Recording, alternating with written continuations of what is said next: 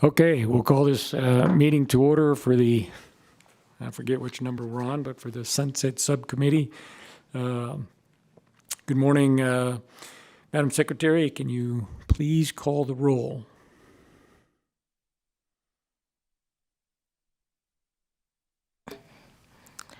Senator Dondero Loop. Senator Hansen. Here. Assemblywoman Backus. Assemblywoman Marzola. Present. Assemblyman O'Neill. Here. Chair Daley. Present. And then please mark Senator Dondero Loop present when she arrives. The same with Assemblywoman Backus. I believe they'll be joining us soon. So welcome everyone and everyone joining us remotely. Some housekeeping items, the usual stuff before we begin. Please to be sure, make sure your microphone when you are not speaking is on mute. Make sure that you keep your Zoom on so we can make sure that we're maintaining a quorum. Witnesses who wish to provide the subcommittee with additional information or have their complete testimony or handouts included in the permanent record should provide a paper or electronic copy to the Secretary. Information on how to do this is provided in the subcommittee's website. When testifying, please remember to begin by turning on your microphone and clearly stating your name and entity you represent. Meeting materials provided to the subcommittee can be accessed on the webpage, and anyone who would like to receive electronic notification and access to the subcommittee's agenda minutes and final report can do so by going to the Nevada Legislature's website. Links are provided. With that, we'll move on to agenda item 2, which is public comment. As noted on the agenda, public comment will be limited to 2 minutes per speaker. There will be a public comment period at the beginning and at the end of the meeting. Public comment may be provided in 4 different ways, all of which is on the agenda. So with that, we'll see, is anyone here in Carson City here for public comment? All right, we got no one. Anyone in Southern Nevada? If you have public comment, please come up. We have one. Be sure to fill all of the seats. Don't keep us waiting. Proceed when you're ready.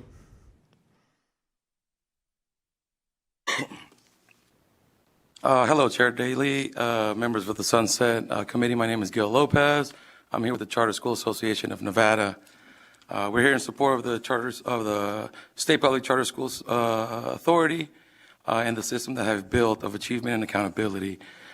We are very proud of this system, and we showcase the Charter Authority whenever we can on a national stage. So please support the Charter Authority in this committee. Thank you very much, and have a wonderful day. Good morning, Chair Daley and members of the committee. My name is Ricky Gurrier, and I'm a parent of a child enrolled in a public charter school, as well as here representing Tri-Strategies. I am here today to express my strong support for the Nevada SBCSA and to share the positive impact that it has had on our community. I wholeheartedly support the SBCSA because it plays a crucial role in providing high-quality educational options for families across our state. Public charter schools offer innovative and flexible learning environments that meet the diverse needs of our students, preparing them for success in career, life, and college. Firstly, public charter schools provide personalized education. These schools have the flexibility to adapt innovative teaching methods and curriculums tailored to the unique needs of their students.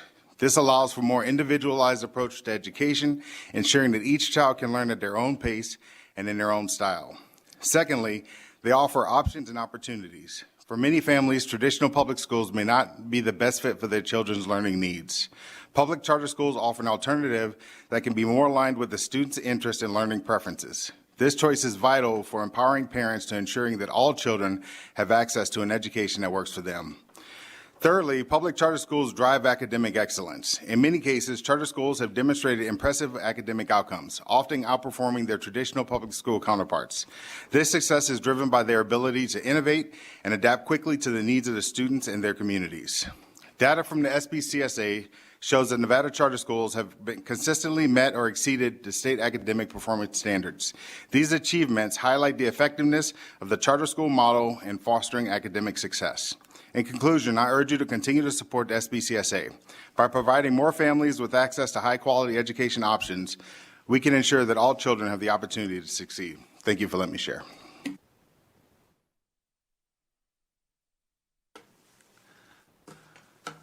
Hello and good morning, committee members. My name is Ryan Reeves. I am the Chief Operating Officer of Academica Nevada, the largest education management organization in the state of Nevada. I noticed in your prior hearing there were a lot of questions about management organizations, and I just wanted to put a face to who and what we are. I am a Nevada resident for the past 20 years. I moved out here to attend Nevada's Boyd School of Law. Fell in love with the community, and my wife and I raised our 3 daughters here, and all of whom attended public schools here, and are proud of the community that we live in and proud of the work that we do. We support 27,000 of the best students attending the best schools in the state of Nevada. Their academic performance is unmatched, and the services that we do are nothing secret. Our contracts are on our school's websites. Our revenue and expenditure reports are on our school websites. We are lawyers, accountants, procurement specialists, facilities support specialists, people that just help the schools run well. We provide important necessary services so that teachers, principals can focus on what's happening in the classroom. And that's our purpose and why we exist. And through those services, we've been able to allow those schools to focus on the classrooms and create some of the best classrooms in our state. If any of you ever have any questions about what it is that Academica Nevada does and who we are, we have offices in Reno and Las Vegas. You're welcome anytime. I'll meet with anyone at any time to help show you how it is that we're trying to help Nevada education be stronger and be better. Thank you.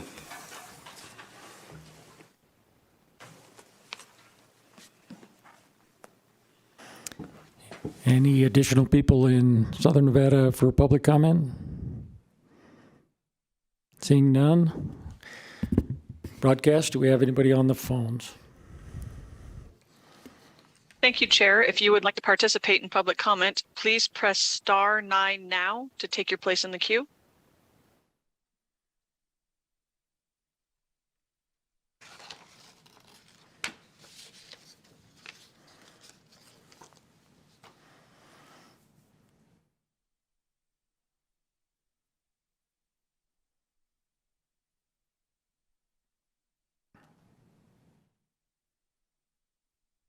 Caller with the last 3 digits of 168, you are unmuted. Please continue.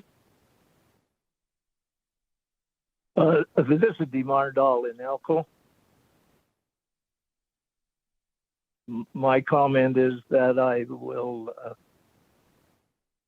encourage you to support the charter schools of Nevada in every way that you possibly can.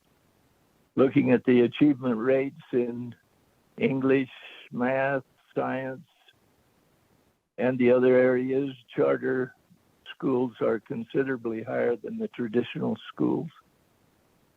Charter does more, I think, to help students prepare for being a productive citizen and appreciate the blessings of living in America. I strongly support our charter schools and encourage you to also. Thank you very much. Thank you. Next caller, please. Chair, you have no more callers wishing to participate at this time. Thank you. So with that, we'll close agenda item 2. We will have another public comment at the end, and we'll move on to agenda item 3, which is approval of the minutes for the March 27th meeting, not the last meeting, but the one before. Those should have been provided to everybody. Hopefully I've had a chance to read them. So committee members, any comments, questions, corrections to the minutes?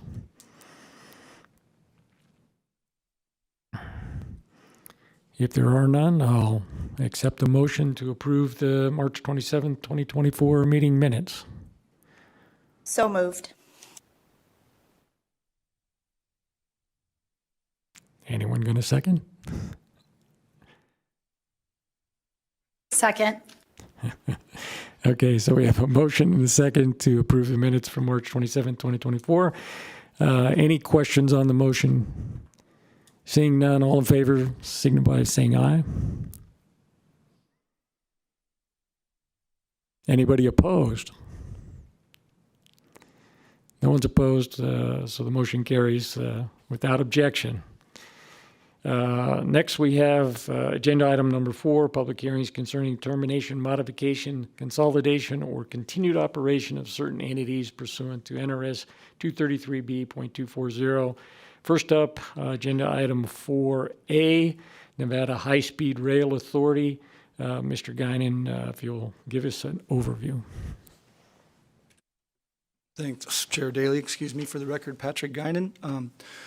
As you'll see from the agenda, items 4A and 4B both are ones that I'm going to cover very briefly today. The reason for that is that we do not have presenters for either of these topics. So I'll begin with item 4A. There's been a lot of material provided to you in your packets, so I don't want to go back over what you've already got, but I'm just very quickly going to summarize. The Nevada High-Speed Rail Authority was formed in 2015 for the purposes of selecting a franchisee to construct a high-speed rail line between Las Vegas and Southern California. It met several times between 2015 and 2017, but it has not met since 2017. It has no physical office, no staff, and no budget, but it does receive a little bit of assistance from the Las Vegas Regional Transportation Commission in terms of having a mailing address and a contact point and a website. At current, the NHSRA receives semi-annual updates via a letter from the rail franchisee, which I imagine everyone is aware is a company called Brightline West. There's an exhibit included in your packet, which is the most recent update from Brightline West. And that company has an office in Las Vegas. Although I don't have a firm date, we assume or we project that the next update from Brightline West will arrive in July of this year. In my conversations with the chairman of the authority, George Smith, he made it clear that in his estimation, the NHSRA was constituted in order to pick a franchisee only. And once that task was complete, in his words, the NHSRA has no ability to help finance the project, no ability to impact the state of Nevada's balance sheet, and they're just here to monitor the progress of Brightline West. Per that letter from Brightline West of January 2024, excuse me, there's a typo there. The current funding for the project has been obtained via federal grant programs in partnership with the Nevada Department of Transportation, and future funding will be obtained privately through a mix of debt and equity, and the authority doesn't play any role in the future funding or the program as it's going forward. And that's all I have on the rail authority, Chair. Thank you. And just a couple of comments on this part. So as Mr. Guinan said, it was established in 2015 with the purpose of selecting a contractor for the high-speed rail. That has been done. Brightline West is under construction. They have their financing, various things. There was a provision in the language that would have potentially allowed for bonds to be issued to help finance. That's not needed. No bonds have been issued. They have no ongoing oversight or need for the committee. The project's underway. So with that, any questions from anybody on the committee regarding the High-Speed Rail Authority? Seeing none, we will move on to agenda item 4B, Commission to review the compensation of constitutional officers, legislators, Supreme Court justices, judges of the Court of Appeals, district judges, elected county officers, etc. Mr. Guinan. Thanks, Chair. Again, for the record, Patrick Guinan. This is item 4B. The members will recognize that the legislation that approved this, we'll just call it the Compensation Commission for brevity, it was passed in 1993. The commission conducted a study that was published in 1995, and since 1995, the commission has not been reappointed and has not done any work. So it's been dormant, and in the 2017 session, one of the recommendations from this subcommittee was to terminate the commission. The legislation that contained that provision was amended to take that provision out just toward the end of session. There was no record in the minutes of why that decision was made, so I don't have any input on why that decision was made at the time. When this subcommittee for this interim chose to review the Compensation Commission, Chair Daley asked that I reach out to constitutional officers, to the judiciary, to the Nevada Association of Counties, and to legislative leadership to get input or to offer the ability to provide input. And so I just want to summarize really quickly what we've heard back from folks. We received no responses either way from constitutional officers on whether the commission should be continued. The Administrative Office of the Courts polled its members and agrees with the previous subcommittee recommendation from 2017 to go ahead and sunset the commission. We received a letter, which is part of your packet, from NACO, the Nevada Association of Counties, pointing out that Governor Lombardo is apparently interested in reconvening the commission and has asked for a representative from NACO to be on the commission. And so NACO is in support of continuing the commission and reappointing members to it. Majority Leader Canizaro has stated that she supports sunsetting the commission, but is open to conversations on the subject. Minority Leader Titus supports reappointing the commission and continuing its work. Speaker Yeager is also supportive of reappointing the commission and continuing its work if that's the legislature's wish. And Minority Leader O'Neill is at the dais and can offer his opinion right now if he so chooses. And that's all I have on the commission, Chair. Thank you. Again, just a couple of comments. So we did reach out, and I know there's some interest from the DAs, a few others we've heard in other committees from clerk recorders, and some of the things were salaries and those compensations are set in statute. And something does need to be done, but this is just the history of it. For 40 plus years before this one in 1993, there was one in 89, there was a one previous to that, and there have been several successive ones, and we appoint these commissions. And the one from 93 that published their report in 95, I read it, actually very comprehensive, a lot of good information, and nothing happened, right? Nobody's ever done this. When we were going to sunset it in 2017, somebody thought it'd be a great idea to keep it, and you know what? Nothing happened. So I don't think that it should be continued. I do plan on putting in a personal BDR to address some of these issues. County commissioners, DAs, the courts have got theirs already squared away. But anyway, that's if we did something like this and they don't have any authority to do anything and it's got to come back to the legislature, everybody gets cold feet, nobody wants to make a move. So this path is unproductive, my opinion. Thank you. Any questions from the committee?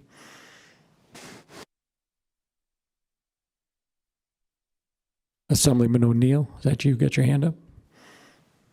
Yes, thank you, Chair. I just wanted to put in, as minority leader, I'm in support of continuing the commission. I've been approached by several various elected officials, mainly the district attorneys. They've got staff making considerably more than they are, and several or a couple of them have said they'd like to retire, but none of their staff wants to run for it because it would be a drop in pay to them. So I think we should look at it and address the issue and actually take it seriously. As you said, we've had it before and never have moved forward with it. I think it's our obligation to take on that responsibility, look at it, and address it. Thank you, Chair. Any other members have any questions or comments? Seeing none, I'll just feedback a little bit. I'm aware of the DAs, I'm aware of the sheriff's issues, the clerk recorder issues, county commission issues. You have other elected administrators and various things that have deputies and people underneath them that are making market rate, and we have this in statute. So I'm aware of all of those types of issues, and I am planning on addressing that in a personal BDR. But this approach has not worked in the past. Any other questions from anybody before we move to the next agenda item? Okay, seeing none, we'll move on to agenda item 4C, council to establish academic standards for public schools. And we have someone going to present on this. Cindy Chang, Director of Teaching and Learning in Nevada Department of Education. Good morning, everyone. Thank you for having me today. Again, Cindy Chang, currently serving as the Director of the Office of Teaching and Learning at the Nevada Department of Education. I appreciate this opportunity to come to you to speak about the academic standards that we have at the state, the stages that we go through for standards development, which includes the Academic Standards Council input, and then the progress that the department has done up to this point. So a little history with the Academic Standards Council.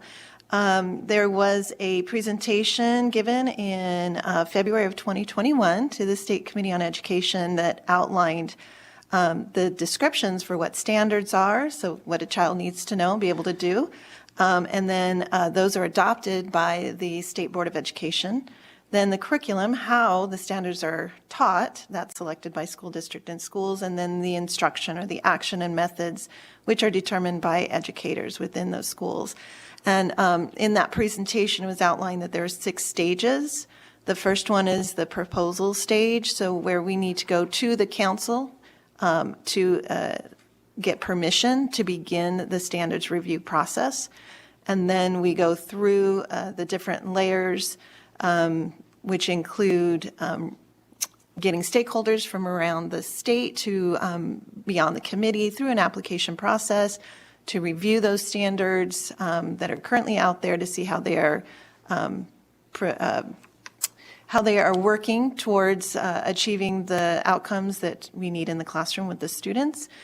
And then ultimately they come back to the Academic Standards Council for approval to then go to the State Board of Education for approval again. There was also a presentation in May of 2022 before the Legislative Commission on Education. And, sorry, getting a message there. And that presentation talked about the highlights that the council did at that time, that they had approved the content standards for social studies, including multicultural and financial literacy in 2018, which then get sent on to for final approval by the state board. They also in 2019 did the computer science and integrated technology standards that then went on to the state board for approval, and then health standards in 2020. The story kind of ends there due to infrequent meetings, inactionable meetings due to lack of quorum in order to get permission to actually start the standards work. So here in 2024, I can say that our office in the department has developed a standards review implementation framework. So it does start with all of those steps, as mentioned previously, bringing stakeholder input, writing team, an internal team, review team made up of folks who had possibly applied for the writing team, but due to the lack of space and funding did not make it, but we still give them an opportunity to review and provide input. And then it still goes out for the 30-day public review and so forth. I'm scrolling through here quickly.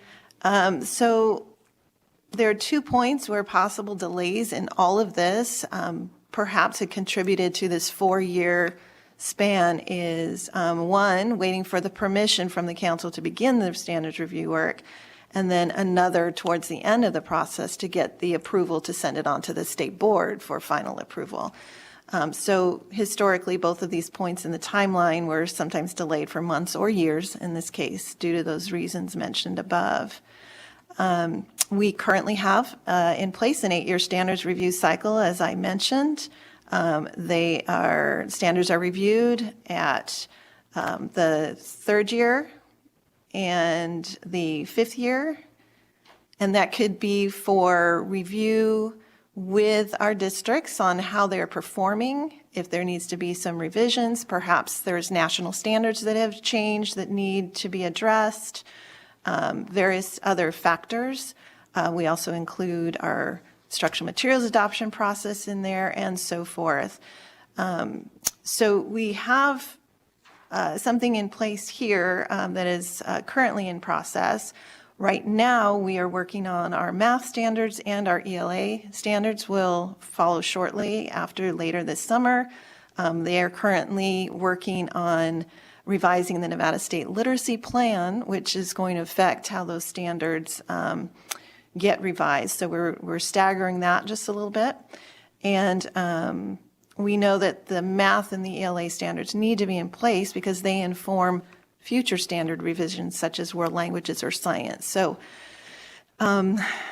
we are kind of beholden to the way that the situation is with the council. However, it has caused a delay in the work moving forward. So we are at 14 years for both of those standards as age, and so we are moving forward with current ESSER resources to support the writers as they build out these standard sets, and to allow time for review and implementation. So I thank you for this opportunity to provide this real high-level overview of our framework that we've developed, and I am available for any questions that you may have. So before I ask my questions or make any comments, committee members, does anybody have any questions for the council to establish academic standards?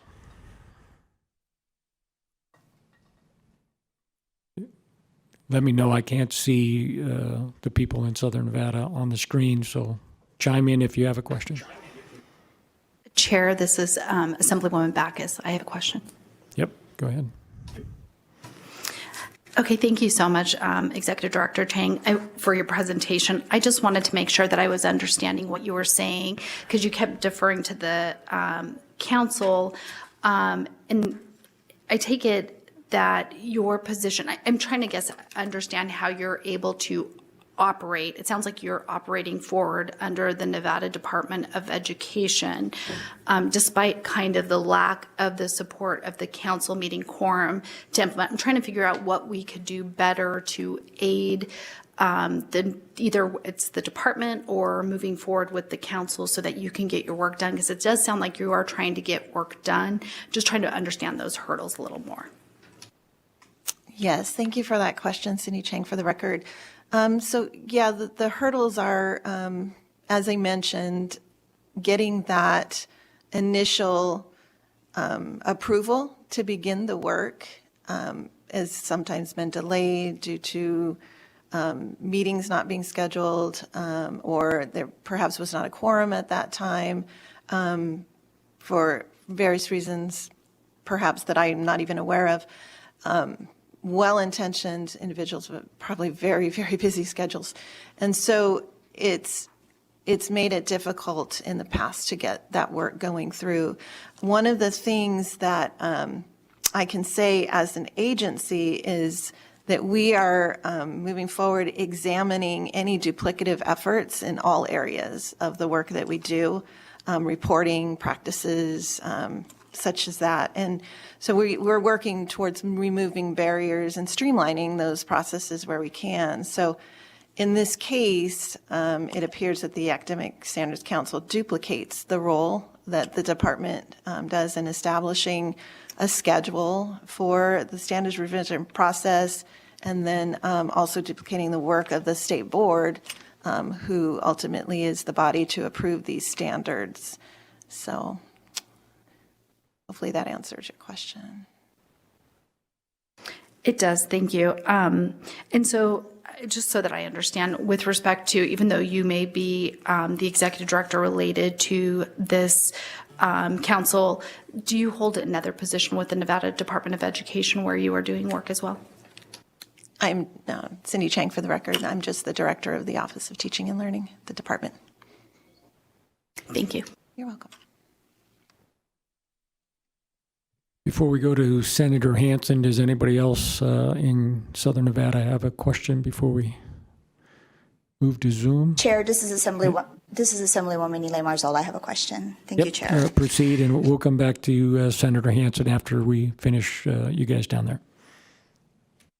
Thank you for being here today in your presentation. And I may have missed it. So who sits on the council now? Because it seems like all the council members, they've all expired, correct? Okay, so sorry, I was a little confused. How do we meet with members that are no longer appointed?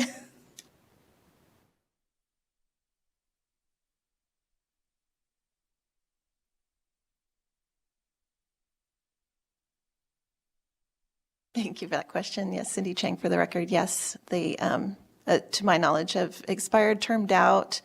I believe there was one person who has been appointed recently. I do not have that name for you. I apologize. It was very recent. But for the majority of them have termed out for several years. Thank you, Chair. Can I have a follow-up? Yes. Thank you. Who's monitoring those appointments? And do you know where they are in the process? Cindy Chang for the record. Thank you. I believe that is part of the duties of this role. So that's something that I'm working with folks to see if we can get those appointments up to date. Then I also heard about this meeting and so was waiting to see what the body decides to do with that moving forward.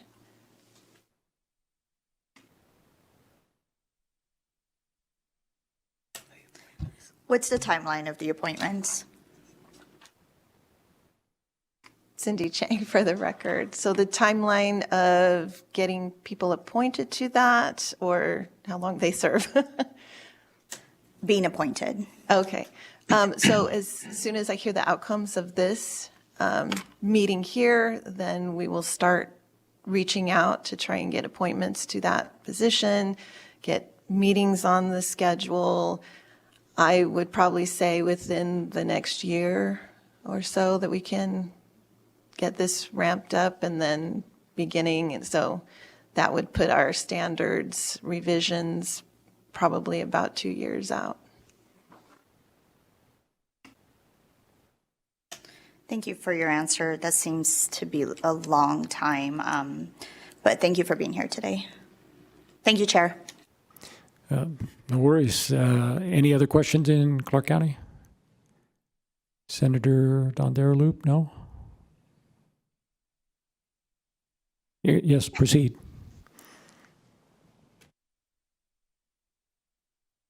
Thank you very much, Chair. Coming into this conversation, but previously sitting on this committee, is there any way to, I guess, escalate that? Because the 2-year timeline, I mean, I personally don't think we have 2 years in education to do anything. I feel like we have 2 days. So I would encourage the escalation of that to get this going if this is going to be a committee that we're working with, because we need that. We need this group to make those determinations so that you can move forward. I don't know if that's a question or if you have an answer, but is there a way to escalate that, I guess, is the question. Cindy Chang for the record. First off, thank you. Yes, I agree. We don't have 2 years to do anything. Again, that would be, if this body decides that we're going to move forward and keep this going, then I would definitely do my best to get some motivated people on there and get some meetings on the books. I also do recognize that legislative session is coming on around the corner real quickly, and that tends to limit the time that folks have who serve on the committee from the legislative body. So I'm just being a realist, but yes, definitely if If that's the route we need to go to get permission to start the standards work, then we will go that route if necessary.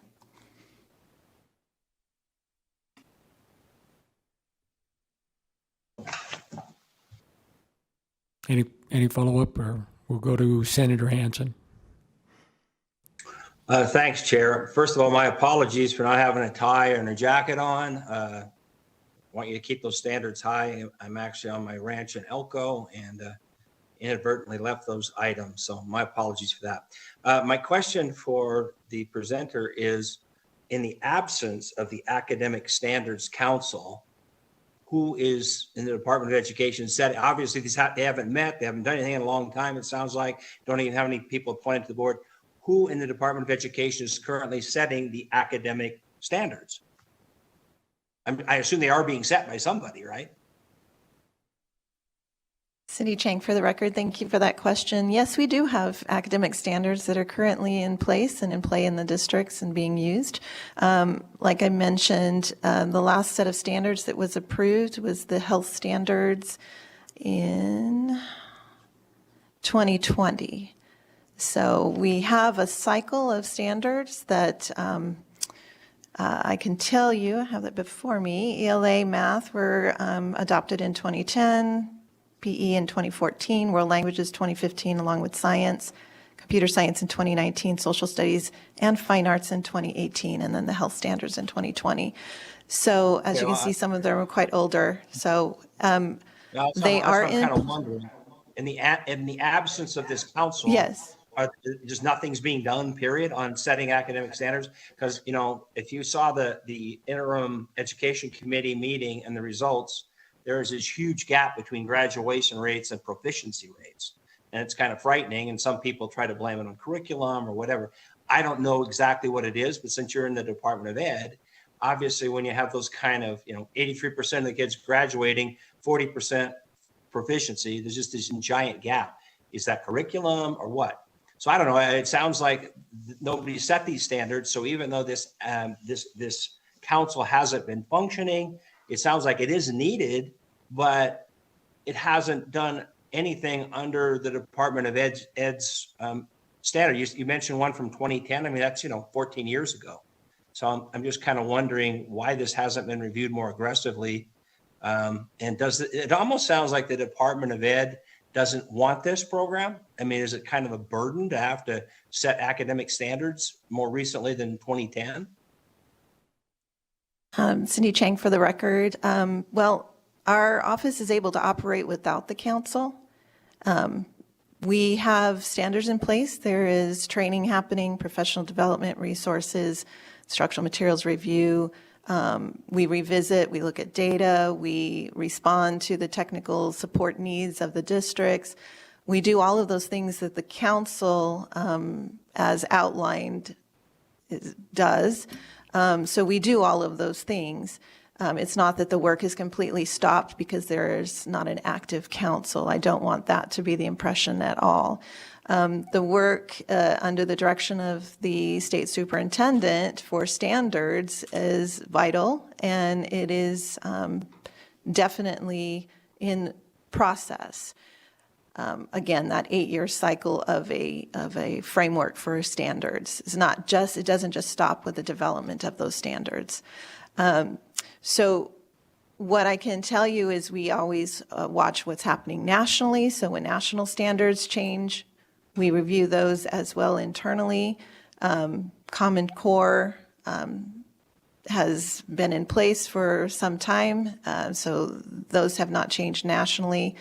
I would say that the biggest hurdle for us would be having to wait for permission to begin this work. We are ready. Like I mentioned, our math folks have a team of writers already. Applications have gone out. They have a team ready to begin the work. We have our ELA, English Language Arts team, has already built out a writing team ready to go. We're just waiting basically for the whistle. So this is the work that is the heart of our office. Teaching and learning, standards and instructional support is at our core. So, All right, well, Yes, well, this- I don't want thank you. to beat this to death, but it sounds like the whole thing could just go away and nothing would really change. You mentioned that you have a hard time getting the work done, hurdles, can't get initial approval, can't get people to show up for meetings and quorums. This sounds like your classic bureaucratic red tape mess.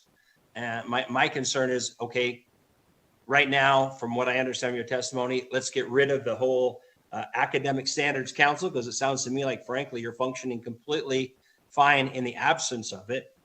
But also, the test, to me, the bottom line is what's going on with our public schools, because the numbers are really abysmal, at least from the interim education committee that just occurred. And so I'm kind of like, what? And then I hear you say, we can't get a quorum of people to show up. We can't get the initial approvals. It sounds like, man, we got a crisis on our hands to a certain degree.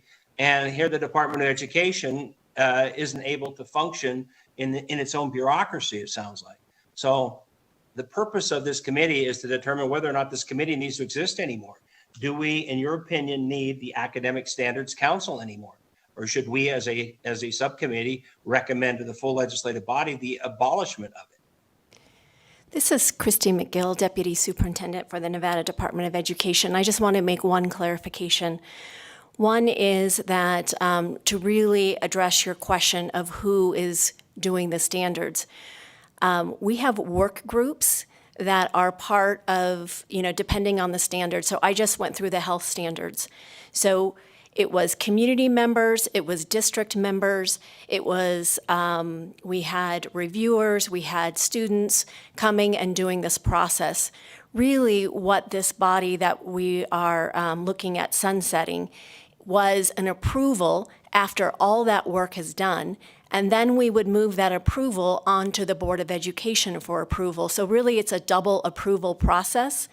And in our opinion, it would streamline the approval process if we went from this group that I just discussed of district and key leaders, community members, parents, people that really put in the hard work of creating and reviewing the standards, just eliminating that double approval process. So yes, we think that this would improve efficiencies. Honestly, pardon me for talking over you. Good, that's kind of the answer I wanted. I mean, there are academic standards that are being developed. This is a redundant extra step that in fact acts as an encumbrance to getting the process really streamlined and done. So yes, as a body, me as a member of the Sunset Committee, this is one of those things. I say here the people in the Department of Ed have recommended removal of an unnecessary step in the process. This will help the kids hopefully down the road get better quality academic curriculum. And if that's the case, let's get rid of it. So that's kind of the answer I was looking for. So maybe there's some other ideas. We've got some people who are professional educators on this committee as well. They may not share that view with you, but that's kind of the answer I was looking for. So thank you very much for clarifying that. Thank you, Mr. Chair. Yeah, okay, so you're welcome. Similar things was what I was going to ask, or not ask, just clarify, because what I got from the presentation was that you have this academic, or the council to establish academic standards, which is creating a bottleneck. They have to first, give you the green light, and then they have to approve before you can send it to the board. In between that, you have your committee of people in the Department of Learning that are reviewing the standards, making the recommendations, say, hey, this is the direction we're going to move. So the council doesn't really do any of that. And it seems to me, and we've all been on those types of committees and stuff before, somebody else really did the work. You're just looking it over. I bet you there's like a 0.1% time that it's ever been, oh, you should change this or that, and it's probably just superficial anyway. So I agree that it's probably redundant and just creating a bottleneck. It's not efficient. Having said that, it seems to me that there might be another review process or a subcommittee within your organization somewhere And I don't know, I know we have a senator that used to be a teacher and apparently served on this council. So maybe there just needs to be, to get around the quorum thing, just legislators that have some of that experience to do some of this review. I know they'll show up. They're on the clock, if you will, so there's a couple of different ways to do this. But I think we're eliminating the bottleneck, letting the work progress forward, and if there needs to be some additional review or oversight, we can address it that way. So, any other questions, committee? Chair, Yeah. may I Yep. chime in I was here? hoping you would. Thank you. Thank you very much. And this is just kind of a clarifying question for either Ms. Chang or Ms. McNeil, whoever wants to answer it. So you said the last time we did ELA was in 2010. So that's many years ago. That's more than 8 years ago. So what happened, because I thought you said, Ms. Chang, I think you said that we were on an 8-year cycle. I thought it was a 7-year cycle because it used to be 7 years within they would do these, the books would be adopted, it would all roll together. And so what happened in that 14 years or whatever we've got there? Thank you for that question, Cindy Chang, for the record. So I don't want it to appear that it's 8 years and then we don't talk about, we write the standards, we don't talk about them for 8 years. That is definitely not the case. There are points along that where we look at those standards. I can tell you the exact timeline.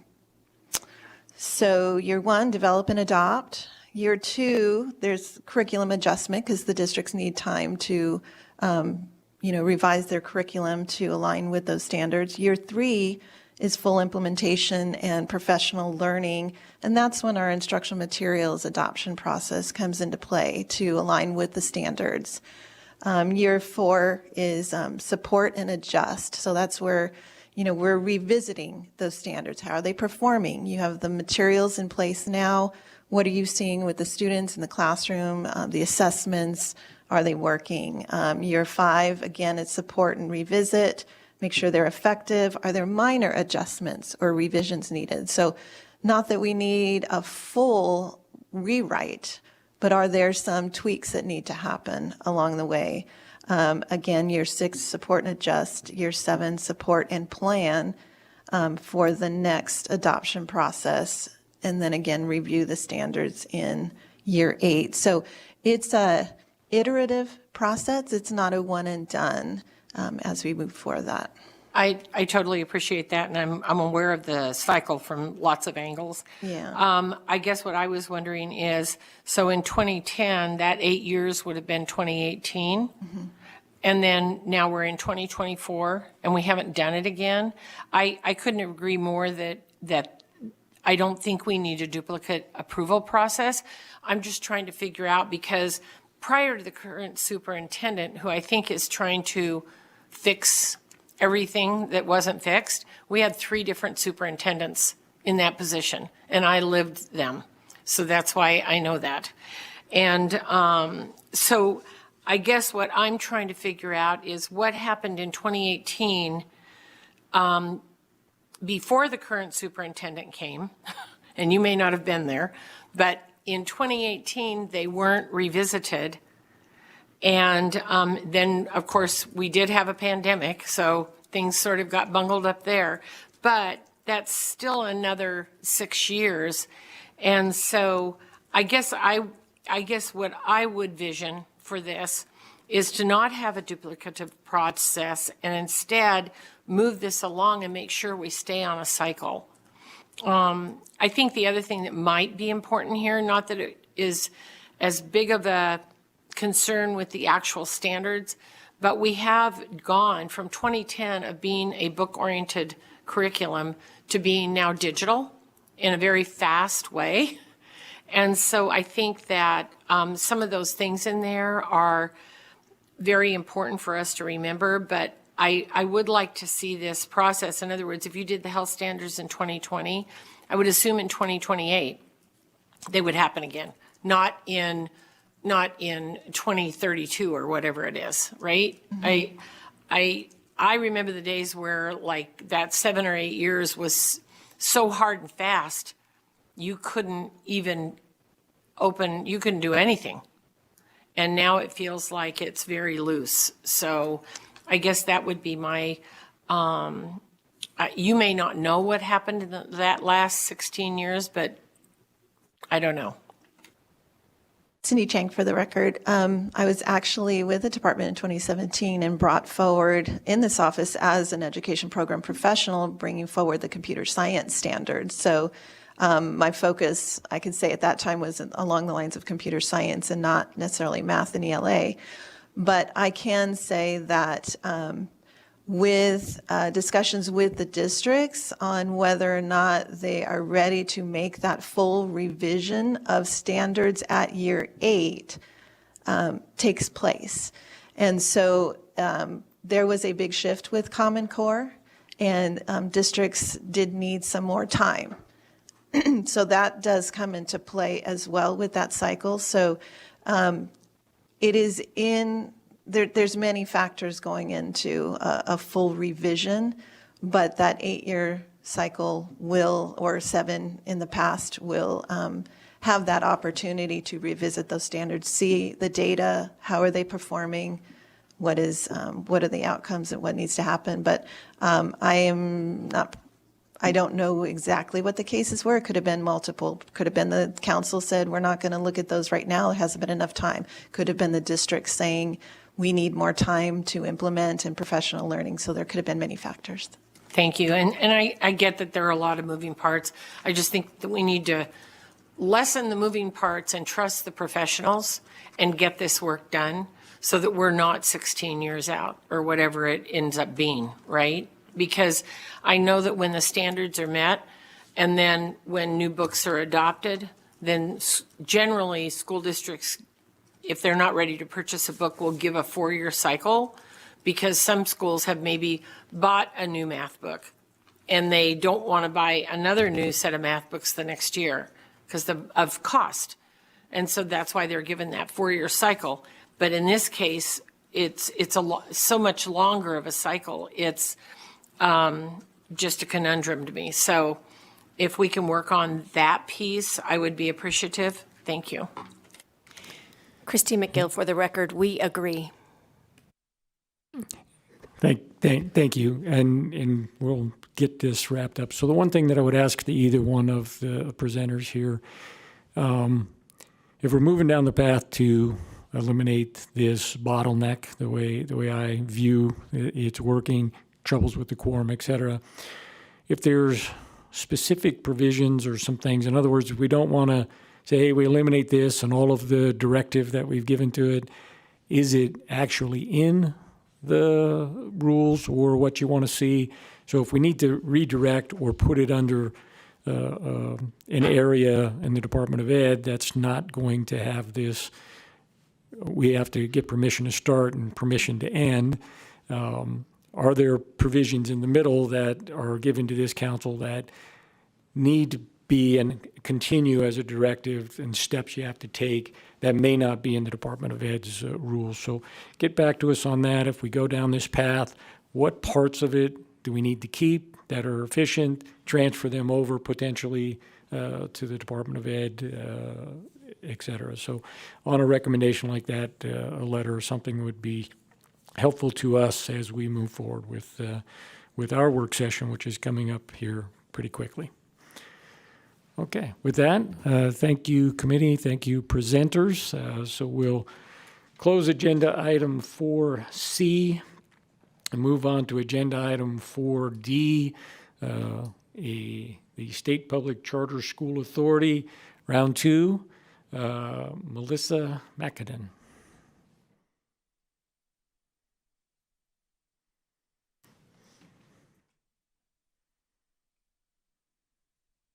Whenever you're ready, thank you. Okay, good morning, Sunset Committee members. I do not have a formal presentation for you today.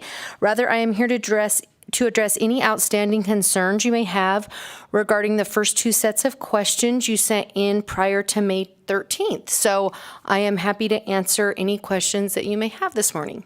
Okay. With that, thank you, and do want to thank you for working as hard as you could on the first couple of sets of questions. We did get some information, and I was told that the next round of questions, and we may go through and ask some of them today. You may or may not have all the information or the backup at least, but you're working on that, and you'll get the information. So I think we can proceed, and we'll just wait to see your responses to some of those as we move forward. So before I start, anybody else have any questions? I know the whole list of questions, even the ones you weren't able to give us information on yet, were put up on the website. Everybody should have them.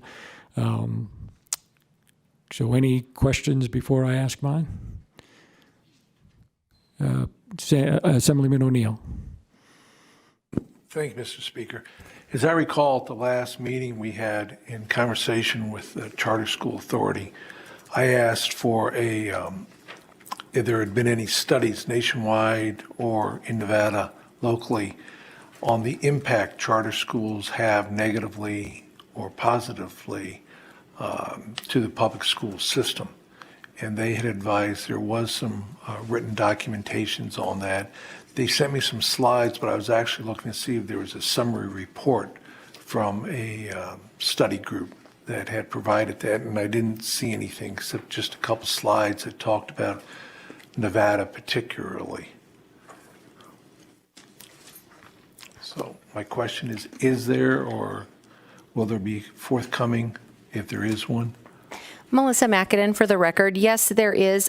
It was included. It's actually attachment O in the documents that we submitted to the committee is a summary of various findings regarding that question.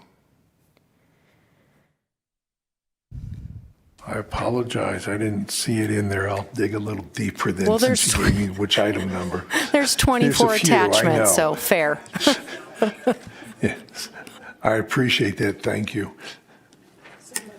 And the answer to the question was mixed results.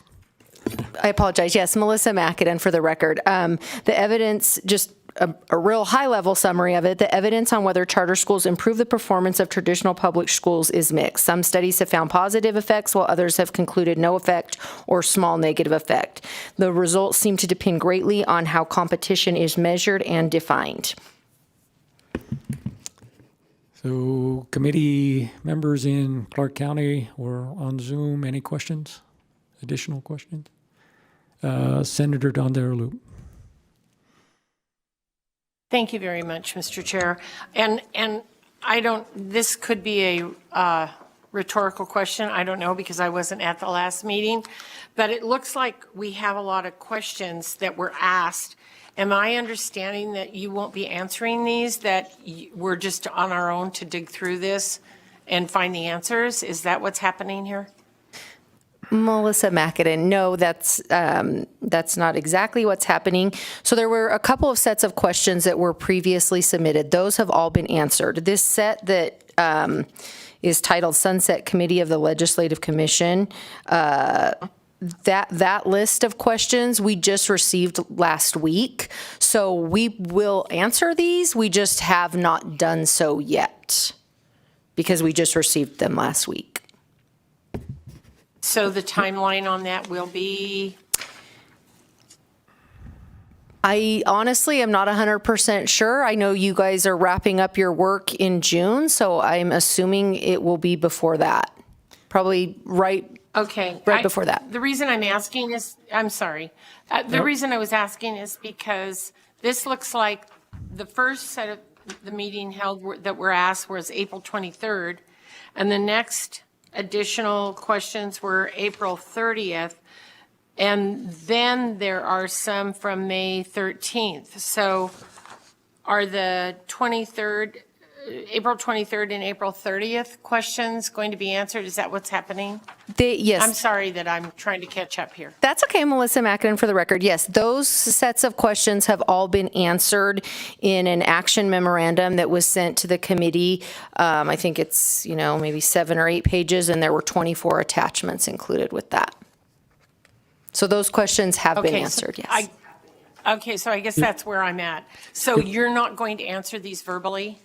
You're going to expect that we are digging through this? I guess that's my question. Senator, if I can interject just a little bit here. Sure, go ahead. When we had our last meeting, there were a few questions where she said, well, I have to look that up or I have to come back or I'm not sure. She took notes, we took notes, and then we worked to get them to the Charter Committee as quickly as we could so they would have time to respond. I also asked other committee members, I talked to some other people as well and asked them to review the last meeting and submit some questions. Then we had a second set of questions that we asked, and I believe those 2 sets were attempted to be answered, and that's where we got the 443 pages in the response, right?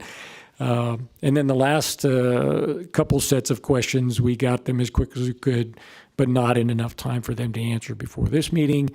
My understanding is they're going to respond to those and provide backup documentation, et cetera. Maybe we asked the question right or not, but anyway, they're going to do that. But they will answer questions today to the best of their ability, and we'll probably go through these questions if they haven't been answered as we go down there.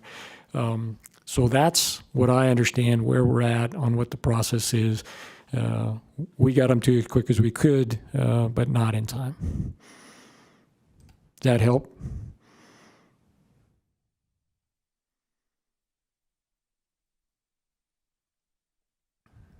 I guess my question was, I thought we were going to have a presentation today, but recognizing that I'm coming in maybe in the middle of this, I'll defer to someone else on the committee. Thank you. And thank you. And if there is a question, when you look through I think it's 5 pages of stuff, and if you have one that's not answered as we move on, feel free to jump in and ask it. Anybody else starting off here? Oh, Senator Hansen. Chair, this is Assemblywoman.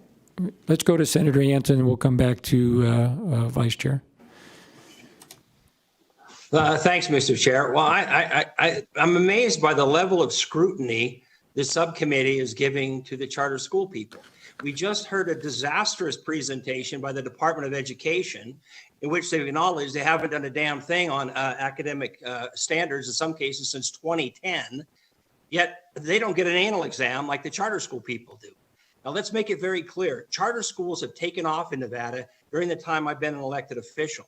Parents are making the selection overwhelmingly because charter schools are outperforming the other public schools overwhelmingly. And the parents are making these choices.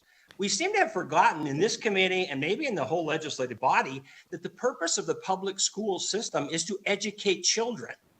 And when we're failing in that fundamental core mission, parents have an absolute right to turn to other options.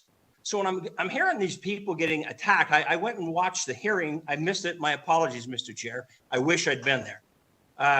The kind of drilling down to the most fundamental levels, questioning them almost like they're in a court of law where, do you agree with this?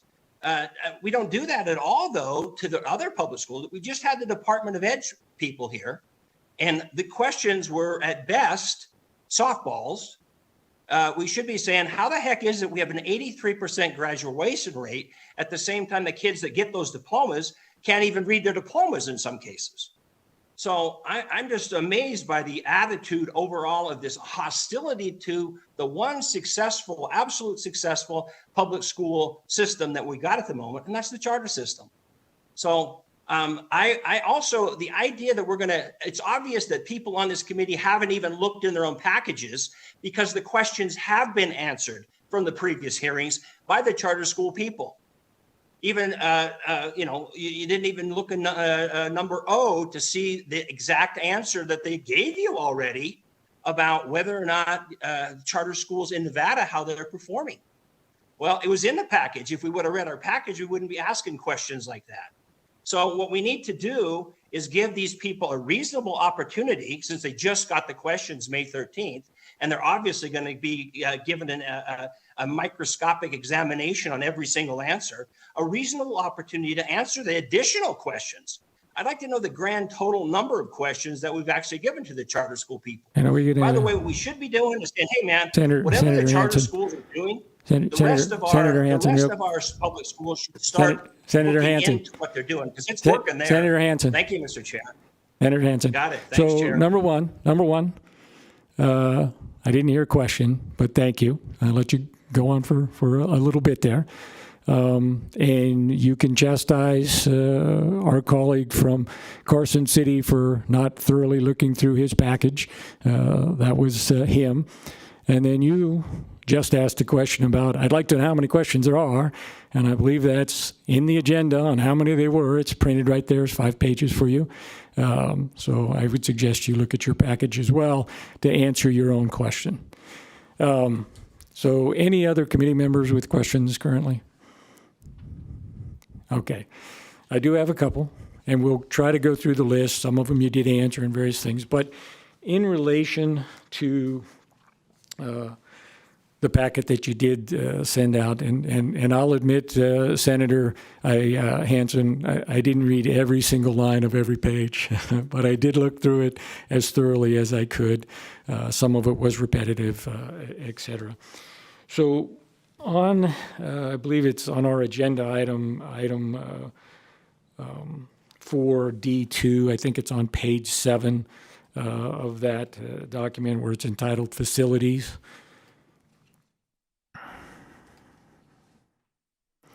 Starts with facilities. And this is just the order that I came to them in. And I think they're under subsection 2, so you guys ask a great many number of questions regarding the facilities, total cost, financing assumptions, et cetera, et cetera. And then there's even more information in the administrative code under 388A 140 regarding, I have it here, the type of facility, the address, who's going to own the facility, if it's already built, if it's not built, if it's going to be built, a statement describing why the proposed charter school has not obtained a suitable facility, when they're going to, all of these questions that are in there.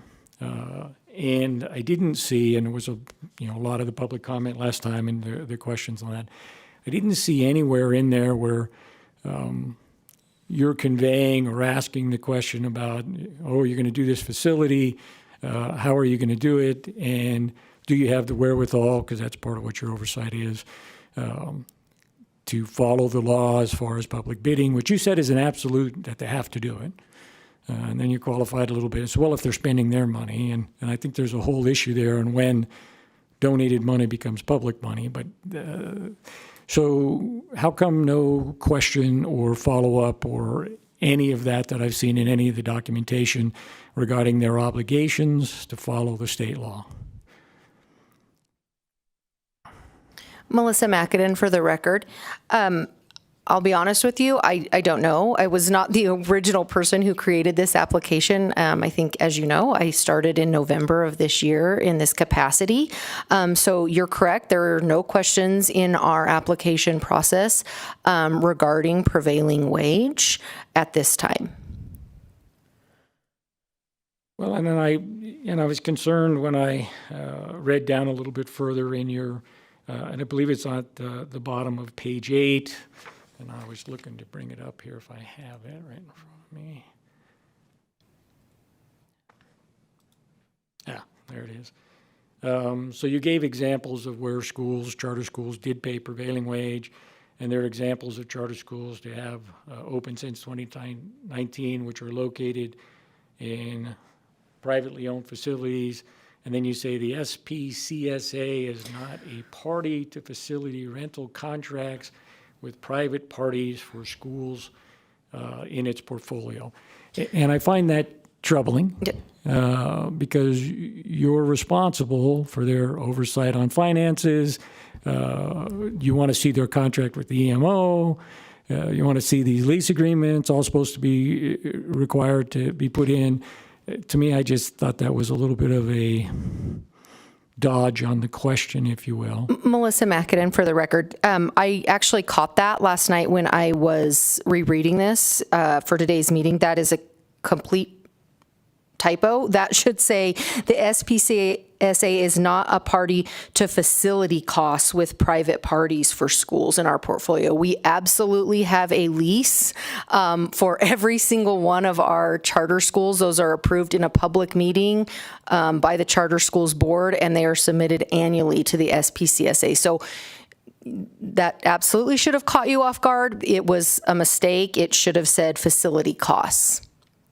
Understood, but part of the facility costs, and we just went over, like you say, you asked for the total cost, financing assumptions, how you're going to do that, and then the NAC 338A 140 has all of these other lists. If you've already built the school, if you already have the building, if you don't have the building, when are you going to build the building, how are you going to do all this stuff? And I know they put in there on some of the ones, the one that I looked at most extensively on the one that was just recently done, the North Valleys in Washoe County, and they're talking with the Turner group, whatever that is. So you guys know that they're out there and they're going with somebody else to build these projects, acquire the land, do all this stuff, but you're not informing them that they have these other obligations. I just, don't think that that's correct. And I do know, and I can tell you, and I think you're familiar with, all of the things that are listed in 388A 140 are prefaced with information regarding the facility and equipment for the proposed charter school, including without limitation. So you understand what without limitation includes, right, or means? Melissa Macadam, for the record, yes.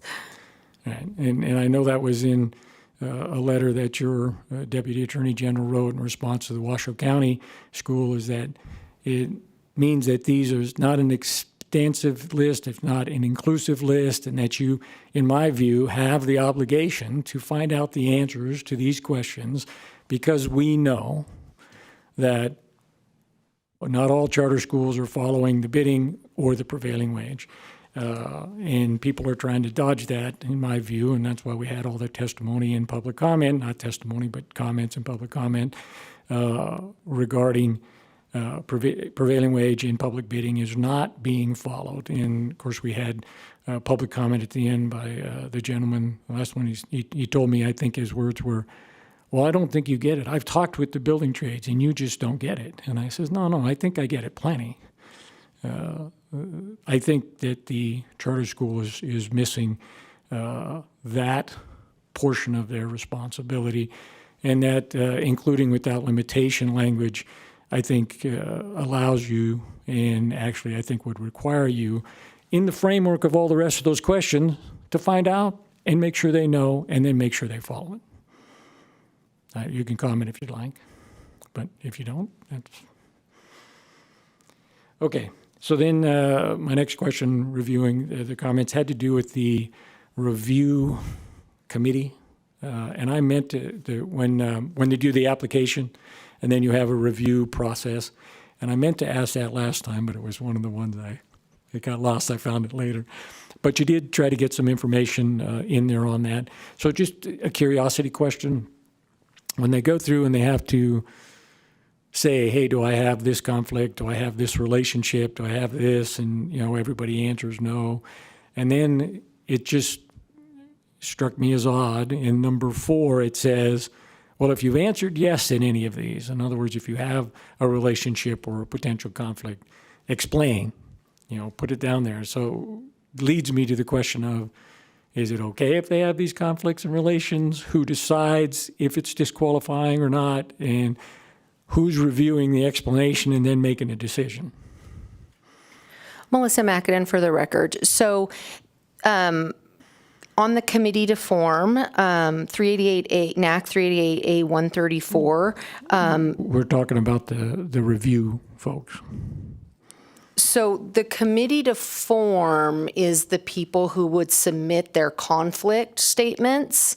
The people who review the application are staff from the SPCSA, an external reviewer, someone that we contract with from all over the country who does this work regularly. So it's our staff and external reviewers who review the applications. They are not the ones who submit their conflict of interest forms. The conflict of interest forms come from the people who are soliciting to open a charter school, because we're trying to make sure that they're, not a potential contractor for the school, a representative of the EMO, a person related by blood or marriage to other people on the committee. Okay, maybe I'm trying to get to, I wrote a note that it was in Exhibit C, so I'm trying to get to that.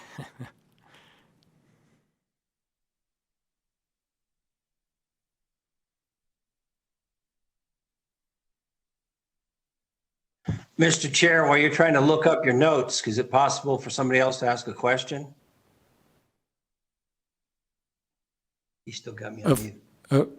Affirmative, if you would like, and if anybody else has a question, just let me know. Go ahead, Senator. Thanks, Mr. Chair. Question for the presenter. Are you guys represented, you are a public school entity. Do you guys have you are represented by a DAG, right? A Deputy Attorney General? Melissa Mackinnon for the record. We do have a DAG. We also have General Counsel as an agency. They're just out of the country right now. Okay, no, that's why I'm asking. Obviously, if the theory behind the line of questioning is that you guys are not complying with state law, you're obviously being advised by the Attorney General's office. So is Attorney General Aaron Ford not providing you with competent counsel or something? I mean, these are legal questions you are being asked to address.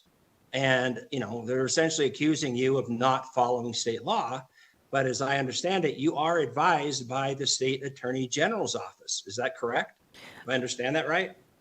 Melissa Mackinnon for the record. We are, and we have received extremely timely feedback from the DAG assigned to us. They are a fantastic partner and always have been. Very good. Okay, well, that answers my number one question. You guys aren't just flying by the seat of your pants. The decisions that the Charter School Authority makes are under clear guidance from the Attorney General's office to make sure you're in complete compliance with both the NRS and the NAC. Is that correct? Melissa Mackinnon for the record. I mean, that was a very broad blanket statement. I'm certainly not going to say that every decision that's ever been made by the SPCSA has been given the nod by the DAG, but we have in-house counsel, we have our own general counsel, we have for years, and they work very closely with the DAG when they need to. Good. So in your testimony today, then, your board has never, ever intentionally ignored advice, either your private legal counsel or from the Attorney General's office in the decision-making process that you're being questioned on today. Is that correct? Melissa Mackinnon for the record. No, we have not intentionally ignored legal advice. Very good. Thank you, Mr. Chair. No worries. And I would just comment back is that didn't accuse them of not doing something wrong. I just said that they're not asking or and getting answers to all the questions that they should be asking. When we asked last meeting, and if you watch the video, are charter schools subject to public bidding and prevailing wage? And the answer was emphatically, absolutely, yes. But there is no follow-up or oversight, which is in their purview, and the including without limitation language, I think, requires them, or at least obligates them to make that step in nexus to make sure that they are in conformance. And I testified, I spoke, I didn't testify, last time that it says in their whole regulations and statutes a dozen times at least that part of their job is to ensure compliance by the charter schools, that they're in compliance with all federal and state laws. And I'm just saying there's a gap in that oversight, apparently, on this particular issue. Whether it's on purpose or by mistake, the gap exists. Okay, my next question. Well, thank you for that clarification, Mr. Chair.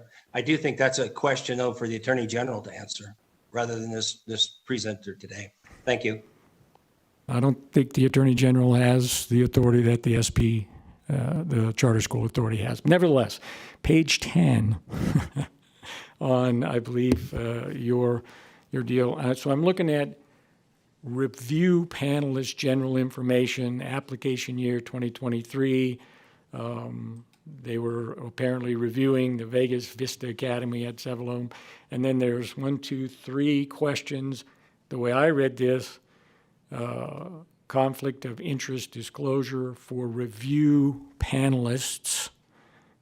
You finding it?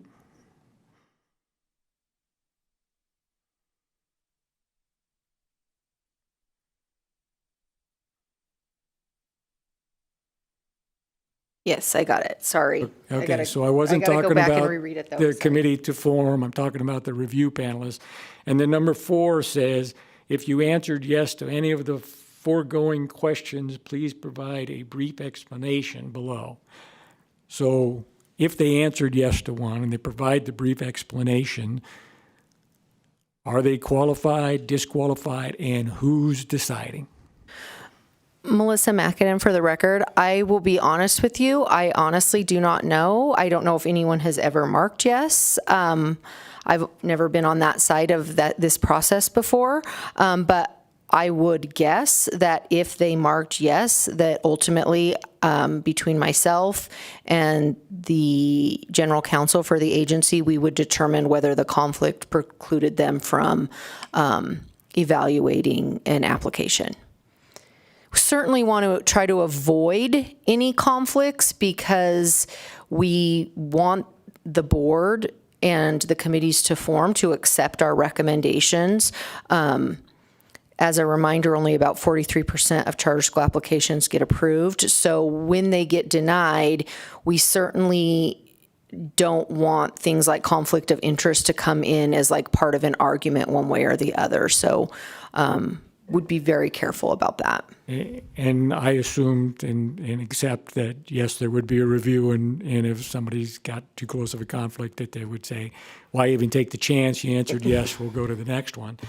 But that question left it open, and I didn't know who or how, or maybe that's something you guys need to put some framework on a little bit, clarifying on that. So then going to, and this was part of our questioning that we had last time, I think page 23 is where I was at. Let me get to that. We were talking about, I think we're referring now to your scoring framework.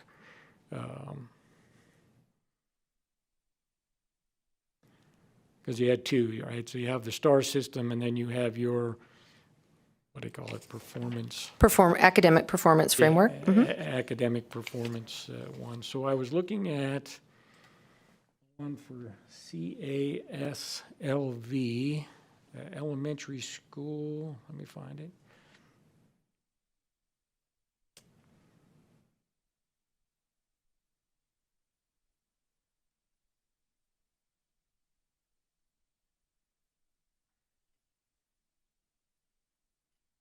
Yeah, it's looks like it's the 1, 2, 3, 4. The 9th one down, Cadence Elementary School, where it says it meets the standard, but the total points for the framework was 50.4. So that's where I was trying to figure out how you guys do your scoring, if you will. You told me it was based off of 100 points. And a 50, if you use the traditional A, B, C, D, right? 90% is an A, 80% is a B, 70% is C, 60% is a D, 50% would be failing. But You have them as meets the standards. So can you give me a little more information on how that 50% score is a meets under your academic performance standards? And I know you told me the categories. You get 60 points for your star rating, and you get so many points for this. I just don't know how a meets is at 50%. Melissa Mackin, for the record, I'm actually not sure which one you're talking about, but I can tell you that on the Nevada School Performance Framework, 50 points meets standard. So that's for all public schools across the state. If you receive 50 out of 100 points, you're considered a 3-star school, and that meets standard. So I'm not sure if you're looking at, because on attachment D, The ninth one down, on the first page, page 23.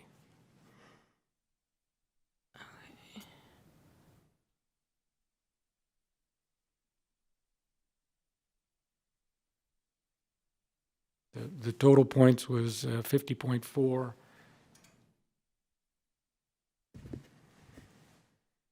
my page, Melissa Mackin, for the record, I'm afraid my page numbers are not the same as your page numbers, because my ninth one down does not have a total points of 50.4. So let me just scroll through and see if I can find what you're looking for or what you're talking about. The heading is 2022-23 SPCSA Academic Performance Framework, and then it's on the next page. Starts with Alpine ACAD High School. Chair, this is Assemblywoman Marzola.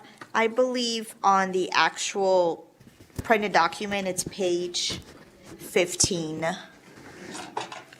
On the 15. paper document. Correct. I think she's looking online though, but.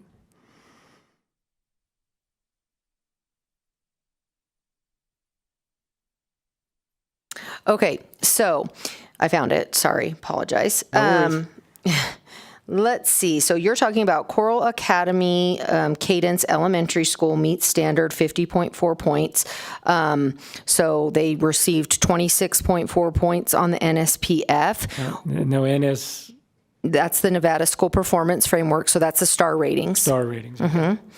Where they were able to make up some points is on the comparison. So when they do the comparison of that school compared to other schools, to the district, and then also schools nearby, they're outperforming those schools. So they received 18 points for that, for the school, for the comparison. So in that one, what are we comparing?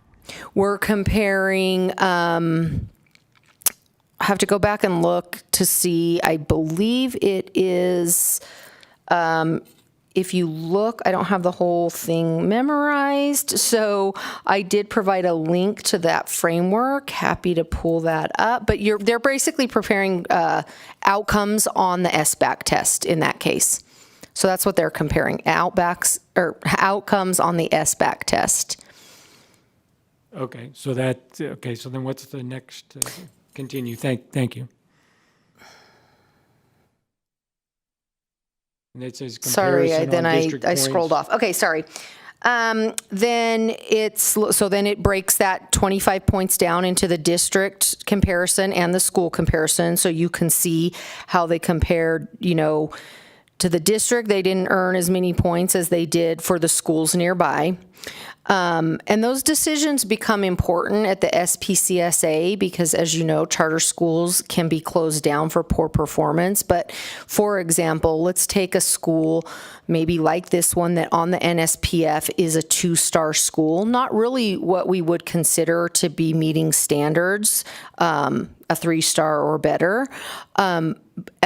As the SPCSA is making decisions about whether or not to close a school in the 2-star range, it becomes very important how the neighborhood schools are performing, because We don't want to close a 2-star school and send kids back to a 1-star neighborhood school, right? So that's why these comparisons to the nearby schools are important to our decision-making process. And then the enrollment comparison, as you know, it compares them for free and reduced lunch rates, IEP points, and English language learner points. So that part of it on this particular school is the diversity measurements? Yes, and how it compares to the district overall. And I was just using that or trying to understand based on my line of questioning last time on where apparently getting what you score in the diversity part of it isn't as important or as weighted as the others. And they can basically, if they've got high scores in the other areas, don't even have to try to meet that. And I think I was just wanting to make sure I understood the numbers as a potential example. And I know there was lists of other schools that got on that part of it where there's a total of 15 points, got 8 or less, 5, 4s, 3 numbers, but still got not just a meets, but an exceeds number. And that was the question I was trying to say on how you guys do your framework, where meeting the diversification part is apparently, at least for some schools, less important and doesn't really fit into the framework and isn't as big of a consideration if they're not meeting that, if they're doing that. And I'm just saying that, whether it's, I just don't think it's a fair or accurate, a completely accurate comparison. And that's why I was trying to ask the questions last time and asked for these examples this time. Melissa Mackin, for the record. So if I'm understanding you right, you're saying you feel like the enrollment total points should be worth more than 15. Like you think it should count for more? Is that what I'm understanding? Well, I think in order to meet, you should be at a higher level than 2s, right? So that's not even 50% on free and reduced lunch, IEPs, and English language in this particular example. And in fact, their overall score, if I'm make sure I'm on the right line, they got 6 out of 15. So they're not even at 50% matching the other meetings of the things. And then when you say, well, I got 18 points because I compared better with the other schools next to me, when the demographics and the students and the comparisons are not the same. That's where I'm saying is that I can overweight over here, I can have a different cohort of students that I'm comparing against, and the diversification part doesn't matter nearly as much because I've got a different cohort of kids. They're not apples to apples comparison. That's what I was trying to drill down to and get to, regardless of whether my colleague from District 14 agrees with me asking these questions. So these are the ones, so I did review the best I could the information you gave us. So on this line of questioning, then we'll get to the other 5 pages and we'll let someone else kind of get in. So when I was trying to get to the attendance question, and that's why I asked for the charter contract. My understanding it was in the charter contract, and apparently what their rule is not in the charter contract. It's apparently in some other document that they've adopted pursuant to the charter contract. So maybe I need to ask the right question. That's my fault because I didn't fully understand or ask the right question. Because I got the charter contracts, and when it talks about attendance, it just says they have to do it in compliance with, 380A 160 number 5, and really that's just one little paragraph that says you'll do it in compliance with this. So I guess what I'm trying to figure out is, and it seems convoluted. I tried to read as much stuff as I could. I got information from LCB.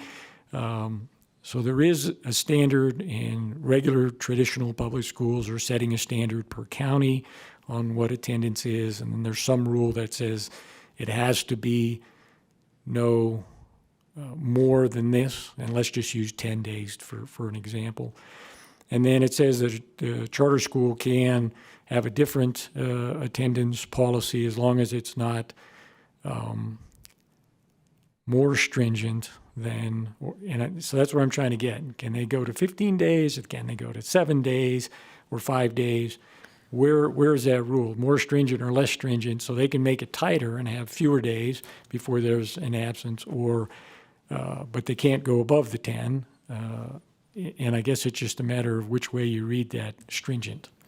Melissa Mackinnon, for the record, I think you're referring to 10 days, consecutive days unknown before you withdraw them, right? Not just absent, but you're concerned about the withdrawal portion of that, right? Yes. So they could have a rule where they said, well, we're not going to do it, for 15 days. I don't know that any of them do that. But they could not have a rule that said, well, we're going to go with 5 days or we're going to go with 3 days, right? They can't make it. I see what you're saying, like the language is confusing on what is considered stringent, but they can't make it less than 10 days. And that's where I was trying to get to, and that's the reason I asked for all of those last 10 on the charter schools. So while I look down here at my notes a little bit, if anybody else has another question, anyone in Clark County first? Assemblywoman Backus. Mr. Chair. We'll come back to you, Senator Hansen. Thank you. Assemblywoman Backus. Thank you so much. Thank you so much, Chair. My question's pretty quick. I wanted to follow up with that wonderful attachment C. Thank you for putting together this chart. But I had a question because I was actually quite surprised in the district that I represent. I noticed that my charter schools were the schools that actually decreased in their star ratings following COVID. And so one of my concerns was specifically, I would draw your attention to attachment D, page 16. And the title at the top is the SPCSA Schools Historical Academic Performance. And I was looking at Doral Fire Mesa Elementary School. And prior to COVID in 2018-19, it was a 5-star rated charter school. And then in 2022 to 2023, that 5-star rating dropped to a 2-star. And I was just kind of curious what the policy is, if it's on the school itself to improve its overall performance, or if the charter school authority is doing anything to assist those schools, and can you tell us what that may be? Sure. Melissa Mackinnon, for the record. It is up to the schools to determine how to fix what is going on at their campus. And if they cannot figure it out, as you know, the state law, if they are in the lowest, if they are 1 star 3 times in 5 years, it's automatic closure. And if they're 2 stars 3 times in 5 years, they may be closed down. So it really behooves them to figure it out, and generally speaking, they do. Certainly, charter schools, like all public schools in Nevada, did see a bit of a decline following the pandemic. 73% still remain, 3 stars or better, but that certainly is a decline, I think by about 5 to 7% to pre-pandemic numbers. So certainly something that we're all focused on and trying to improve, but each school has the autonomy to make their own decisions on how they're going to bring that up. Thank you. Anyone else in Southern Nevada? I thought I saw Senator Dondero Loop's hand up. Yes, I had a quick question, if I won't be graded by my colleague up north. I just was wondering, I don't see it on here, but is Odyssey Charter part of your group? And I don't see them listed. I didn't know maybe somebody else owned them. Melissa Mackinnon, for the record, yes, Odyssey Charter is not in the state public charter school portfolio. They are a Clark County School District charter school. Thank you very much. And then with that being said, and you may or may not know this piece, what happens if the Clark County School District does not accept charters or does not sponsor the charters any longer? Will they have to reapply with you, or how does that work? Melissa McAdam for the record. Yes, the Clark County charter schools will be applying to come into our portfolio more than likely in the fall, as when that application process will be released. Okay, thank you very much. That's it for now. Senator Hansen. Oh, thanks, Mr. Chair. First of all, I'm not criticizing anybody asking questions. I just think sometimes we got to make sure we ask the appropriate people. I mean, to have this lady expect her to answer legal questions that really the Attorney General should answer isn't totally fair. And by the way, the total number of questions was 50. I did count them. Sorry, Mr. Chair, for asking a question I should have known in advance. The question for the charter school folks, you guys know we talked about frameworks. When it comes to star ratings, aren't the public charter schools, don't they have the exact same framework that the other public schools do when it comes to star ratings? You guys don't have any way of, essentially padding your stats to make your star ratings go up, something that the other schools couldn't do. Is my understanding correct on that? Melissa McAdam for the record. You're correct. All of our schools are rated on the Nevada School Performance Framework, or the star ratings, as we, kind of typically call it. So yes, our schools are rated on that. In addition to that, the SPCSA does an academic performance framework. That's best practice in charter schools across the nation. And as you can see from the documents, a large portion of those points are made up from the NSPF. We value it. We see its importance. So that's the majority of our framework. But there are some other things that are important to us that we look at, which we've already talked about. Okay, well, no, I just want to make sure we're doing an apples to apples, and there's not some way, because one of the concerns raised was that, your framework apparently is unfair or biased in your own favor.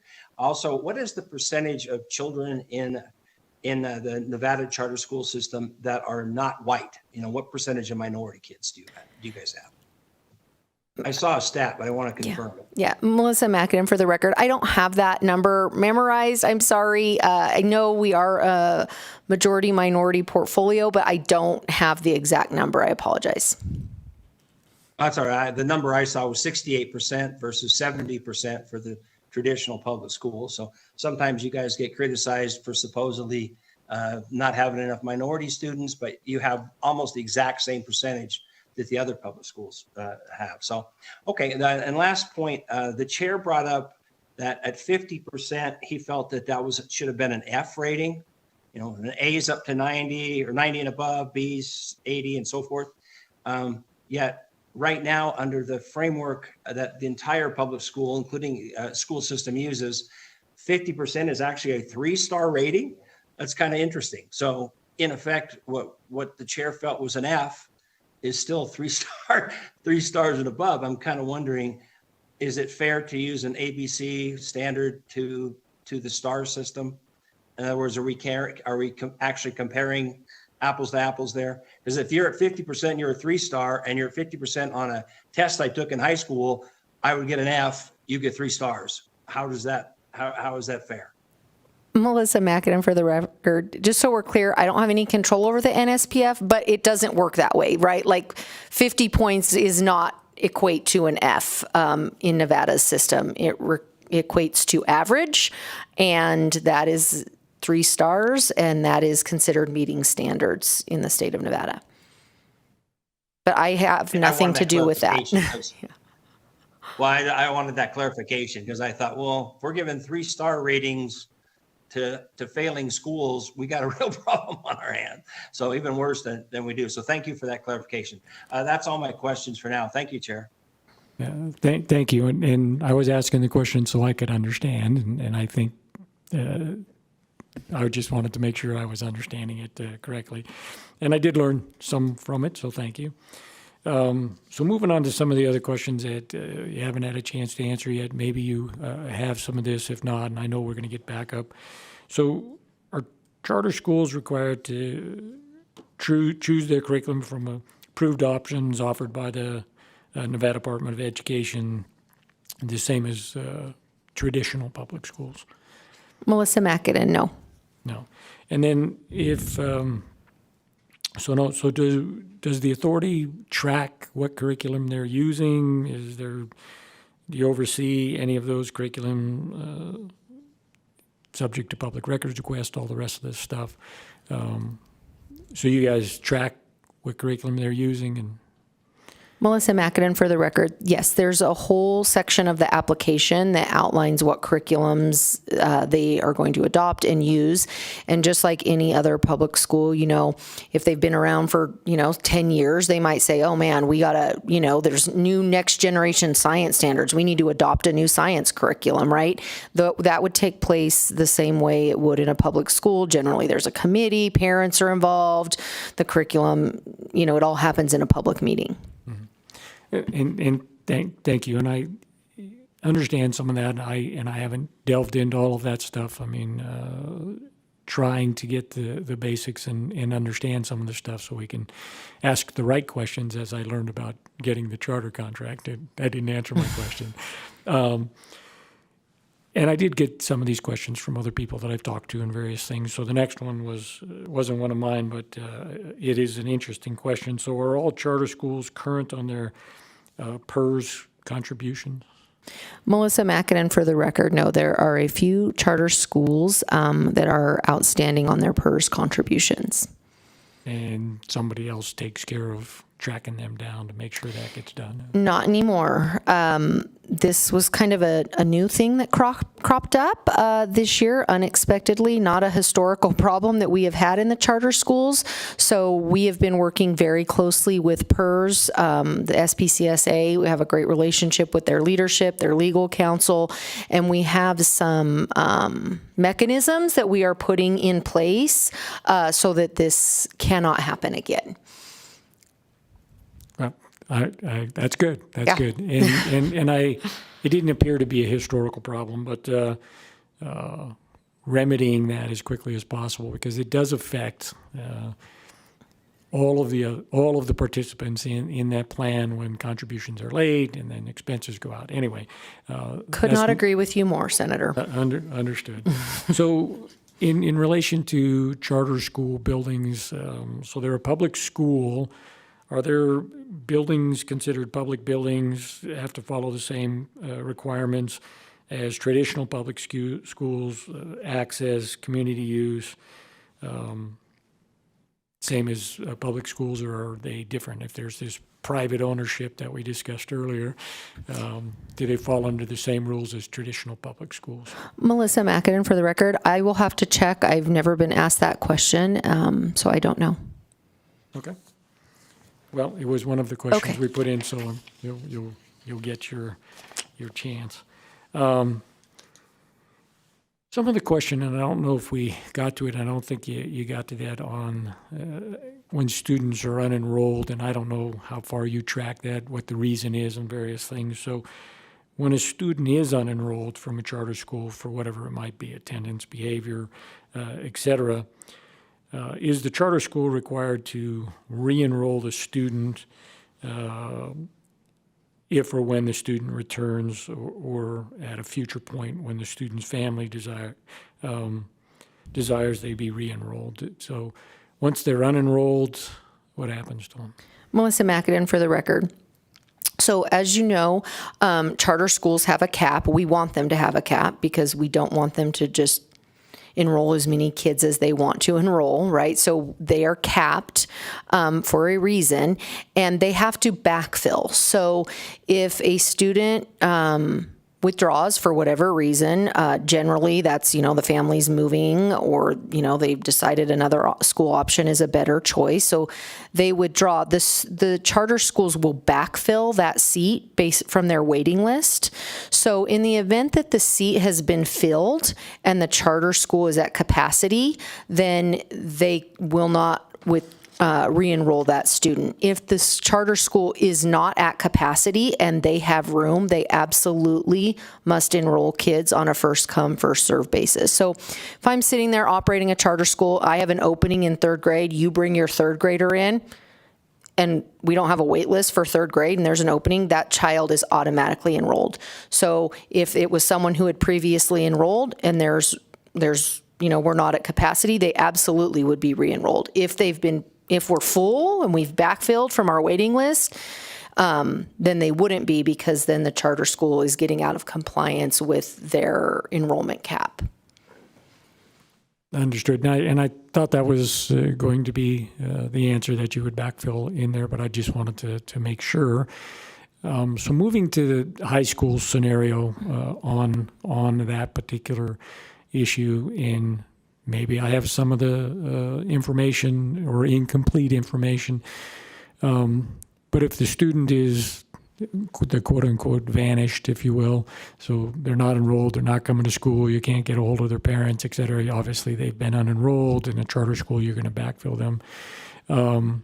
If you never determine where that student that was in the charter school, if he went back to the public schools, but you don't know, or he went to another state, does he have to be accounted for in your graduation totals, same as the public school? Melissa McAdam, absolutely. If you, for lack of a better word, lose a high school student and your charter school was the last school of attendance, and they don't graduate with their cohort, and you can't identify, oh, they moved to California, or, oh, they transferred to Rancho High School, or whatever the case may be, it will absolutely count against your graduation rate as a charter school. And then, so how often when they're unenrolled from your charter school, do they actually go to the local school district and just go to public school? Do you have any guess on a number? Or? I saw that question on here. That's certainly information we can get. That's going to take a while to compile all of that. And I'm kind of a data nerd, so I'm kind of excited to actually see how it plays out. But I do think I think you will see that the majority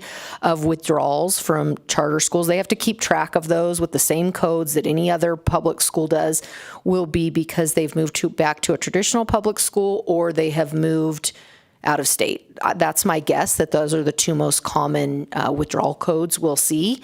But we will get those for you, with the one caveat that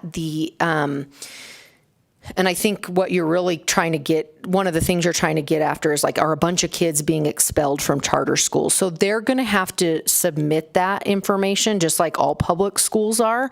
That report, however, is not due until the beginning of August, I believe it is. So we can get you all the information except for the expulsion counts. But those will come out, and those are published publicly, just like all public schools are. So that information will be available, but not before you guys wrap up your work on this committee. Okay. And I appreciate that. So you're saying most of them go to the traditional public school? That's my guess. Let's just assume that. I mean, that's probably most of the cases. So then once they're over to the traditional public school, then it becomes, if they don't graduate, it goes against their numbers, but if they don't graduate, it doesn't go against the charter numbers. Once they go to another school, they're off your books. Melissa McAdam, that is correct. Even if they don't graduate from the school, is it the same way with public schools? And maybe I don't have the information. Was my understanding is that kid vanishes or lost from a traditional public school, and the parents move to Arkansas or whatever. They have to try to track, did he enroll in a school in Arkansas? Did he graduate? And my understanding, and I need to confirm this, is that even if he went to another school in Arkansas but didn't graduate, it still counts against the traditional public school. And I have to double check that. Yeah, Melissa McAdam, I don't believe that's accurate, but Okay. yes, Well, we should double check that. If I'm wrong, you'll have your chance to point it out. and when you're looking at all this stuff, my recommendation is avoid AI. It's never going to help. So any other questions at this point while I look at my notes again? Melissa Mackin, for the record, I will just add to that if that rule is true for traditional public schools, then that rule is also going to be true for charter schools. So the cohort grad rate, they're calculated the same for both groups of schools, traditional and public charters. So while I'm not sure that's accurate, if that is right, it's going to affect charter schools the same way. Understood. Any additional questions from the committee real quick? All right, seeing none, let me look at my notes. I think I'm almost out for today.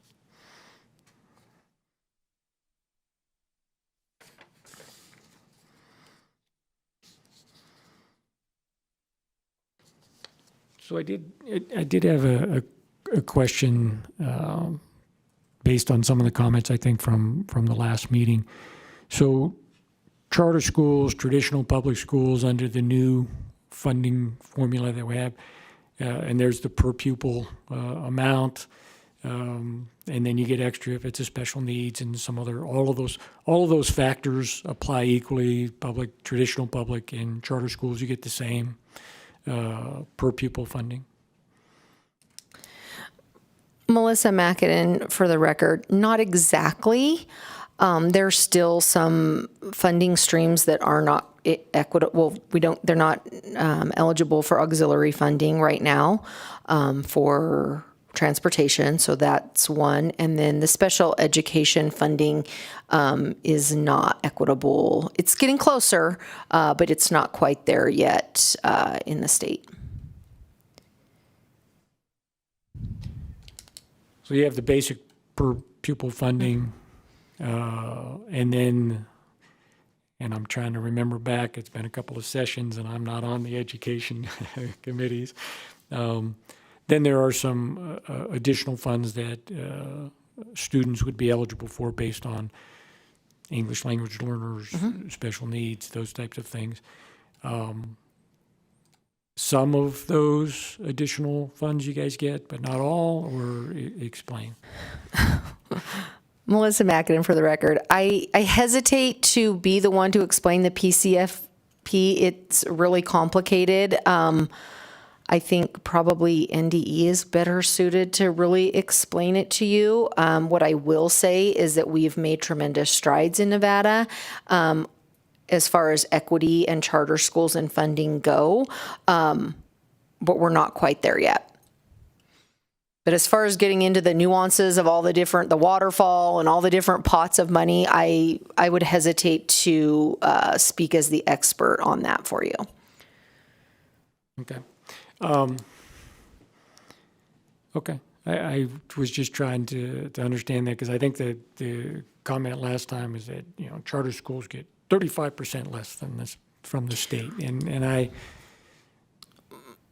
don't believe that number is anywhere close, but nevertheless. Melissa Mackin, for the record, I think what that number is also encapsulating, and why it actually probably is very close to accurate, is because of the facilities funding that charter schools do not have access to in the state.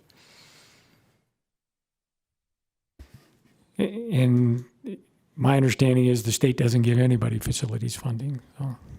Exactly. The state does not give facilities funding, but charter schools have access to, property taxes in their different counties where they live. Some of them, not all of them, right?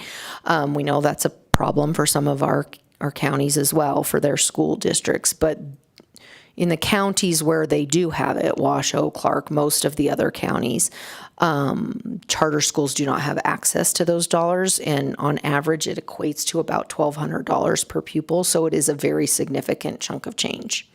And maybe someone else on our committee today who happens to be here can fill me in on this part. My understanding, when they changed and went to the funding the per pupil funding and all that stuff, was that property tax that was, went to the school district from each county, which was separate from the per pupil funding, all went into the per pupil calculation, and that property tax is in there. I could be wrong on that. I was asking that question on the property tax that goes to the school district. And I thought that it still did, and then someone else told me that it didn't. And I don't know if someone else on our committee has an answer to that or not, or can explain. Melissa Mackinnon for the record. I know, again, I hate to speak as the expert on this, but I do know that you're partially correct. A portion, when I look at my property tax in Churchill County, I see I think it's 75 cents that goes into the pot the big pot that you're talking about. But then there's an additional, in Churchill County, I want to say it was 55 cents. That's going directly to Churchill County School District for their capital expenses, projects, buildings, etc. And that is the money that charter schools do not get, that equates to, on average, $1,200 per pupil in the state.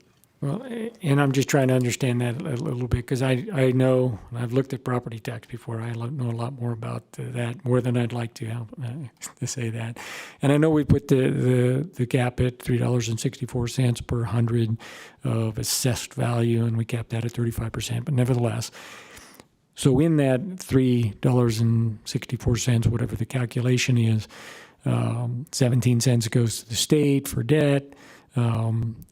Some goes to the county, some goes to the city. If you're not in the city, some goes to your general improvement district, et cetera. And yes, that 75-cent number went to the school district, right? My understanding is that 75 cents now goes into the funding at the state, which is included in the per pupil funding. And I don't know about the other 55 cents in Churchill County. I do know that there was a ballot measure, and I said this last time, in Washoe County for facilities funding. But there's no state fund going to public or traditional public schools versus charter schools. And I don't want to be offensive. I just use this phrase every once in a while. The figures don't lie. And at the risk of offending not you, but the other gentleman, liars can figure, and that's where you said, not exactly. So I just, I'm questioning that disparity on that. Everybody gets funded the same, with a few of the enhancement differences. And then if they have extra money coming from another source that was passed in that county, that shouldn't be calculating the equation, but. Do you know if Churchill County has something similar to what Washoe did? Melissa Mackin for the record. Yes, they do have something similar. And I want to be clear that I'm not necessarily saying that 55 cents is the right number or 75 cents is the right number. Those are just strictly an example. That may or may not be the right figure there. But yes, there are. I believe the majority of counties have additional funding, and I think when people are talking about the difference in funding, they're talking about collectively from all sources. And when you hear that 35% number, they're talking about collectively from all sources, not just the PCFP or the state funding. Understood. So that deficit is not exactly, to use your words that you just said, I get it. There are, you can make the figures work on that, but like I said, those other ballot questions and various things for facilities funding is not part of the state funding program that, in my view, should be a comparison on that. You're not eligible. You weren't on the ballot question. You could run your own ballot question if you wanted. But I'm not seeing that as apples to apples. So I think the only other, unless you had a response. No. Melissa Mackin for the record. I do have to just add one thing to that, where I do think you do see some disparity too, is in the federal pass-through dollars that come through. So those are like your title dollars, Title I, Title II, Title III, Title IV. Those aren't always necessarily exactly equitable. So again, I just want to reiterate, it's not perfect. It has been much improved, and we're grateful for that, but it's not at this point quite there equitably. Do the charter schools qualify for those federal pass-through dollars? Melissa McAdam, yes, they do. Do you get some of those federal pass-through dollars? Yes, Melissa McAdam, yes, they do. Okay. The only other question I got, and this will be it for me, I think, for today, and we're supposed to be out of this room by noon, so we can't go too much longer. Thank you for the information, and I thought you said there were 85 schools, but I guess there was only 80. I did count the number. And then of the 80 schools, you said, if I remember correctly from your slide, there were 43 charter holders. So you're only dealing with 43 charter holders, but 80 schools, if you will. And then out of that 80, if I counted correctly, 33 have education management organizations. And then of the 33, 28 are academia. And I know there were a couple of CMOs and various things in there, but on the for-profit side of that. So I guess my question, looking at those numbers, and I didn't see it, it might be in there, but I didn't see it. So how many of those academia schools have been recent? And recent, I don't know, pick a time frame, the last 5 years, last 10 years, the last 10 applications that use an EMO.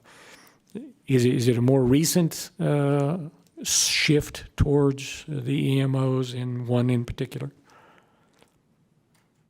And if you don't have the numbers, just Melissa McAdam, for the record, the majority of those schools have been around for quite a while.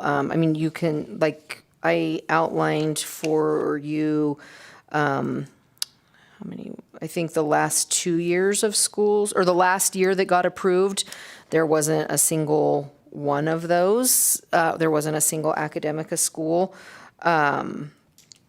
There's in the last of the 10 most recent schools that have opened, there has in 2022-23 there was one small academica school, Young Women's Leadership Academy. It's an all-girls school in Clark County. Well, I shouldn't say it's an all-girls school. It's a curriculum that's designed for girls. They enroll all students who want to go there. But since 22, there's been one academica school and one other EMO called Learning Matters Educational Group, which just got approved last year, should open this fall. Right, and not wanting to parse words too much and make sure I get the actual answer to the question, or maybe I framed the question right. You said many of these schools have been around for a long time. I didn't ask a question about schools. So since their existence, have they shifted from not having an EMO to an EMO? So what's the time frame or the evolution or the ramp up, if you will, for EMOs? Doesn't matter how long the school's been in existence or if they had one when they started. How recent are some of these contracts and being under EMOs going forward? Is there this trend there? And that's what I'm trying to find out. So not to parse the words, but I don't care how long the school's been in existence. I think, Melissa McAdam, for the record, I think I understand your question. I think with academica, with the exception of Young Women's Leadership Academy, I don't know about that one, but their schools, they come in under an EMO. What we have seen in Nevada is a couple examples of schools like Amplus Academy, where their board said, hey, this EMO is not serving us anymore. We're breaking ties with the EMO. Nevada K-12 of the virtual school, they have cut ties with their EMO. So, the academica schools, as a general rule, I don't know if this is true for Young Women's Leadership Academy, but all their other ones, they have come in, they have applied as, and checked the box, yes, we're going to have an EMO, it's going to be Academica Nevada. So they didn't add them after the fact. I can't think again, Young Women's Leadership Academy may have done that. It's a really small school, and they may have decided that they needed more support and added them on after the fact. Can you give me the time frame on some of those schools as they came online on that? And you can include all of the EMOs. I'm just trying to. You just want to know the years that the EMO schools opened up. Yeah, and if they started with an EMO, and and if you want to include the information that these guys had them and ditched them, whichever way you want to go, more information is better than less. And you do have the rest of our questions, so I think I'm going to stop right there. We'll get the answers hopefully in time for our final meeting. I do appreciate the information that was provided and the clarifications that you were able to answer for me today. Any other committee members before we let Ms. McAdam off the hook here? Senator Hansen, he just couldn't let it go. I'll get the last word, right, Ira? Excuse me, Senator. No, actually, the question for her is on the EMO question. Obviously, at some point, they didn't have an EMO in some of these schools. Did the performance of the school typically go up or down after they had an EMO come in and act as the management for the school? Do you have any idea? Melissa McAdam, for the record, for the most part, most schools that have an EMO right now came in with the EMO, the vast majority of them. So it's hard to say they've always had it, so you can't really say, did it go up or down? And I think it's a mixed bag. Some EMOs are meeting the needs of their schools and everything's great. And then we have examples of boards that have said, hey, this EMO isn't meeting our needs. They've dropped the EMO and everything has been fine in those instances as far as student outcomes. So it really is a testament to the boards making the best decision for their school, holding EMOs accountable. And if they're not meeting the expectations of the board, we have clear examples of Nevada where they said, we're done. We're severing this contract and we're no longer, taking your services. Good. I want to thank you for your presentation today. Also, you gave us a 443-page list of answers to the original questions. So I'm looking forward to another couple hundred pages on the next set of questions you got. And last thought, Mr. Chair, I had LCB several years ago actually do a comparison on costs and the amount of monies charter schools are getting versus traditional public schools. And we got a tremendous staff that can really pull those numbers together if you're suspicious that the numbers that the charter school people are presenting may be biased in some way. But yeah, it was quite eye-opening, and that was back. It's been a while. It was when Todd Butterworth did it for me. But anyway, that option is available to those of us on the committee, and I think most of us would agree that LCB would be a very fair and unbiased person to give us the realities of the finances when it comes to the regular traditional public schools versus the charters. Thank you, Mr. Chair, for your indulgence.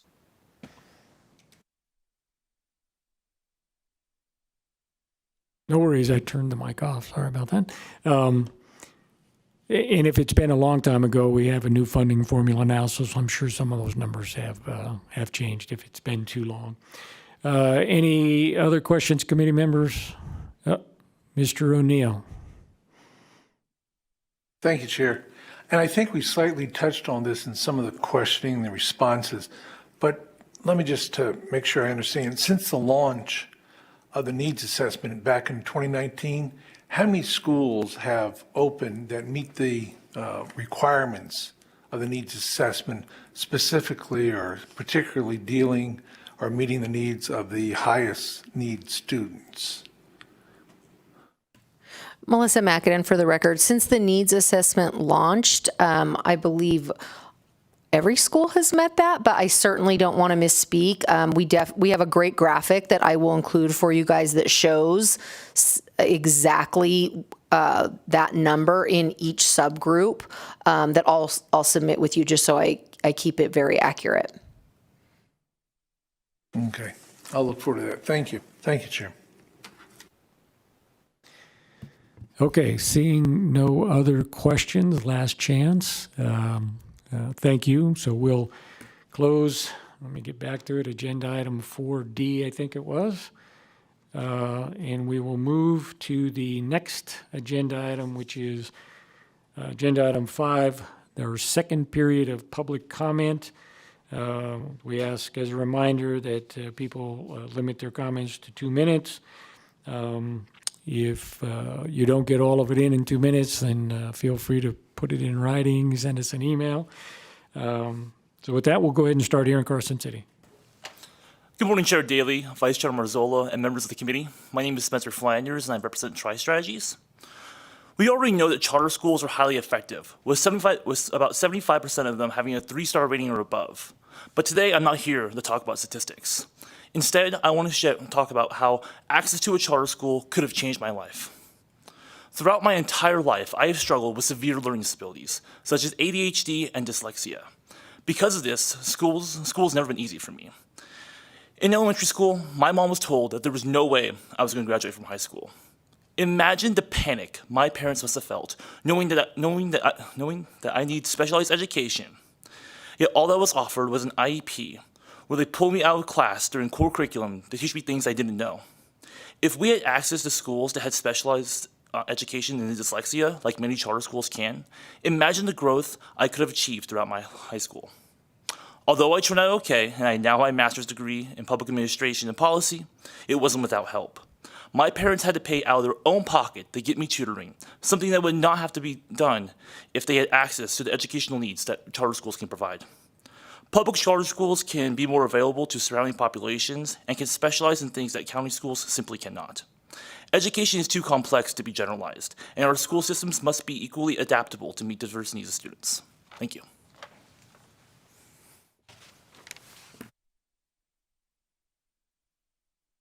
Seeing no other public comment in Carson City, do we have anybody in Clark County? Okay, seeing none. Broadcast, anybody on the phones? Chair, your public line is open and working, but you have no callers at this time. Okay, well, thank you. So with that, it'll bring us to agenda item 6, which is adjournment. Our next meeting is going to be Friday, June 14th. That'll be our last meeting. We don't have any more presentations. We will be working on a work session document, which we will share as quickly as we can. And we look forward to that next meeting. So with that, we're adjourned. Thank you.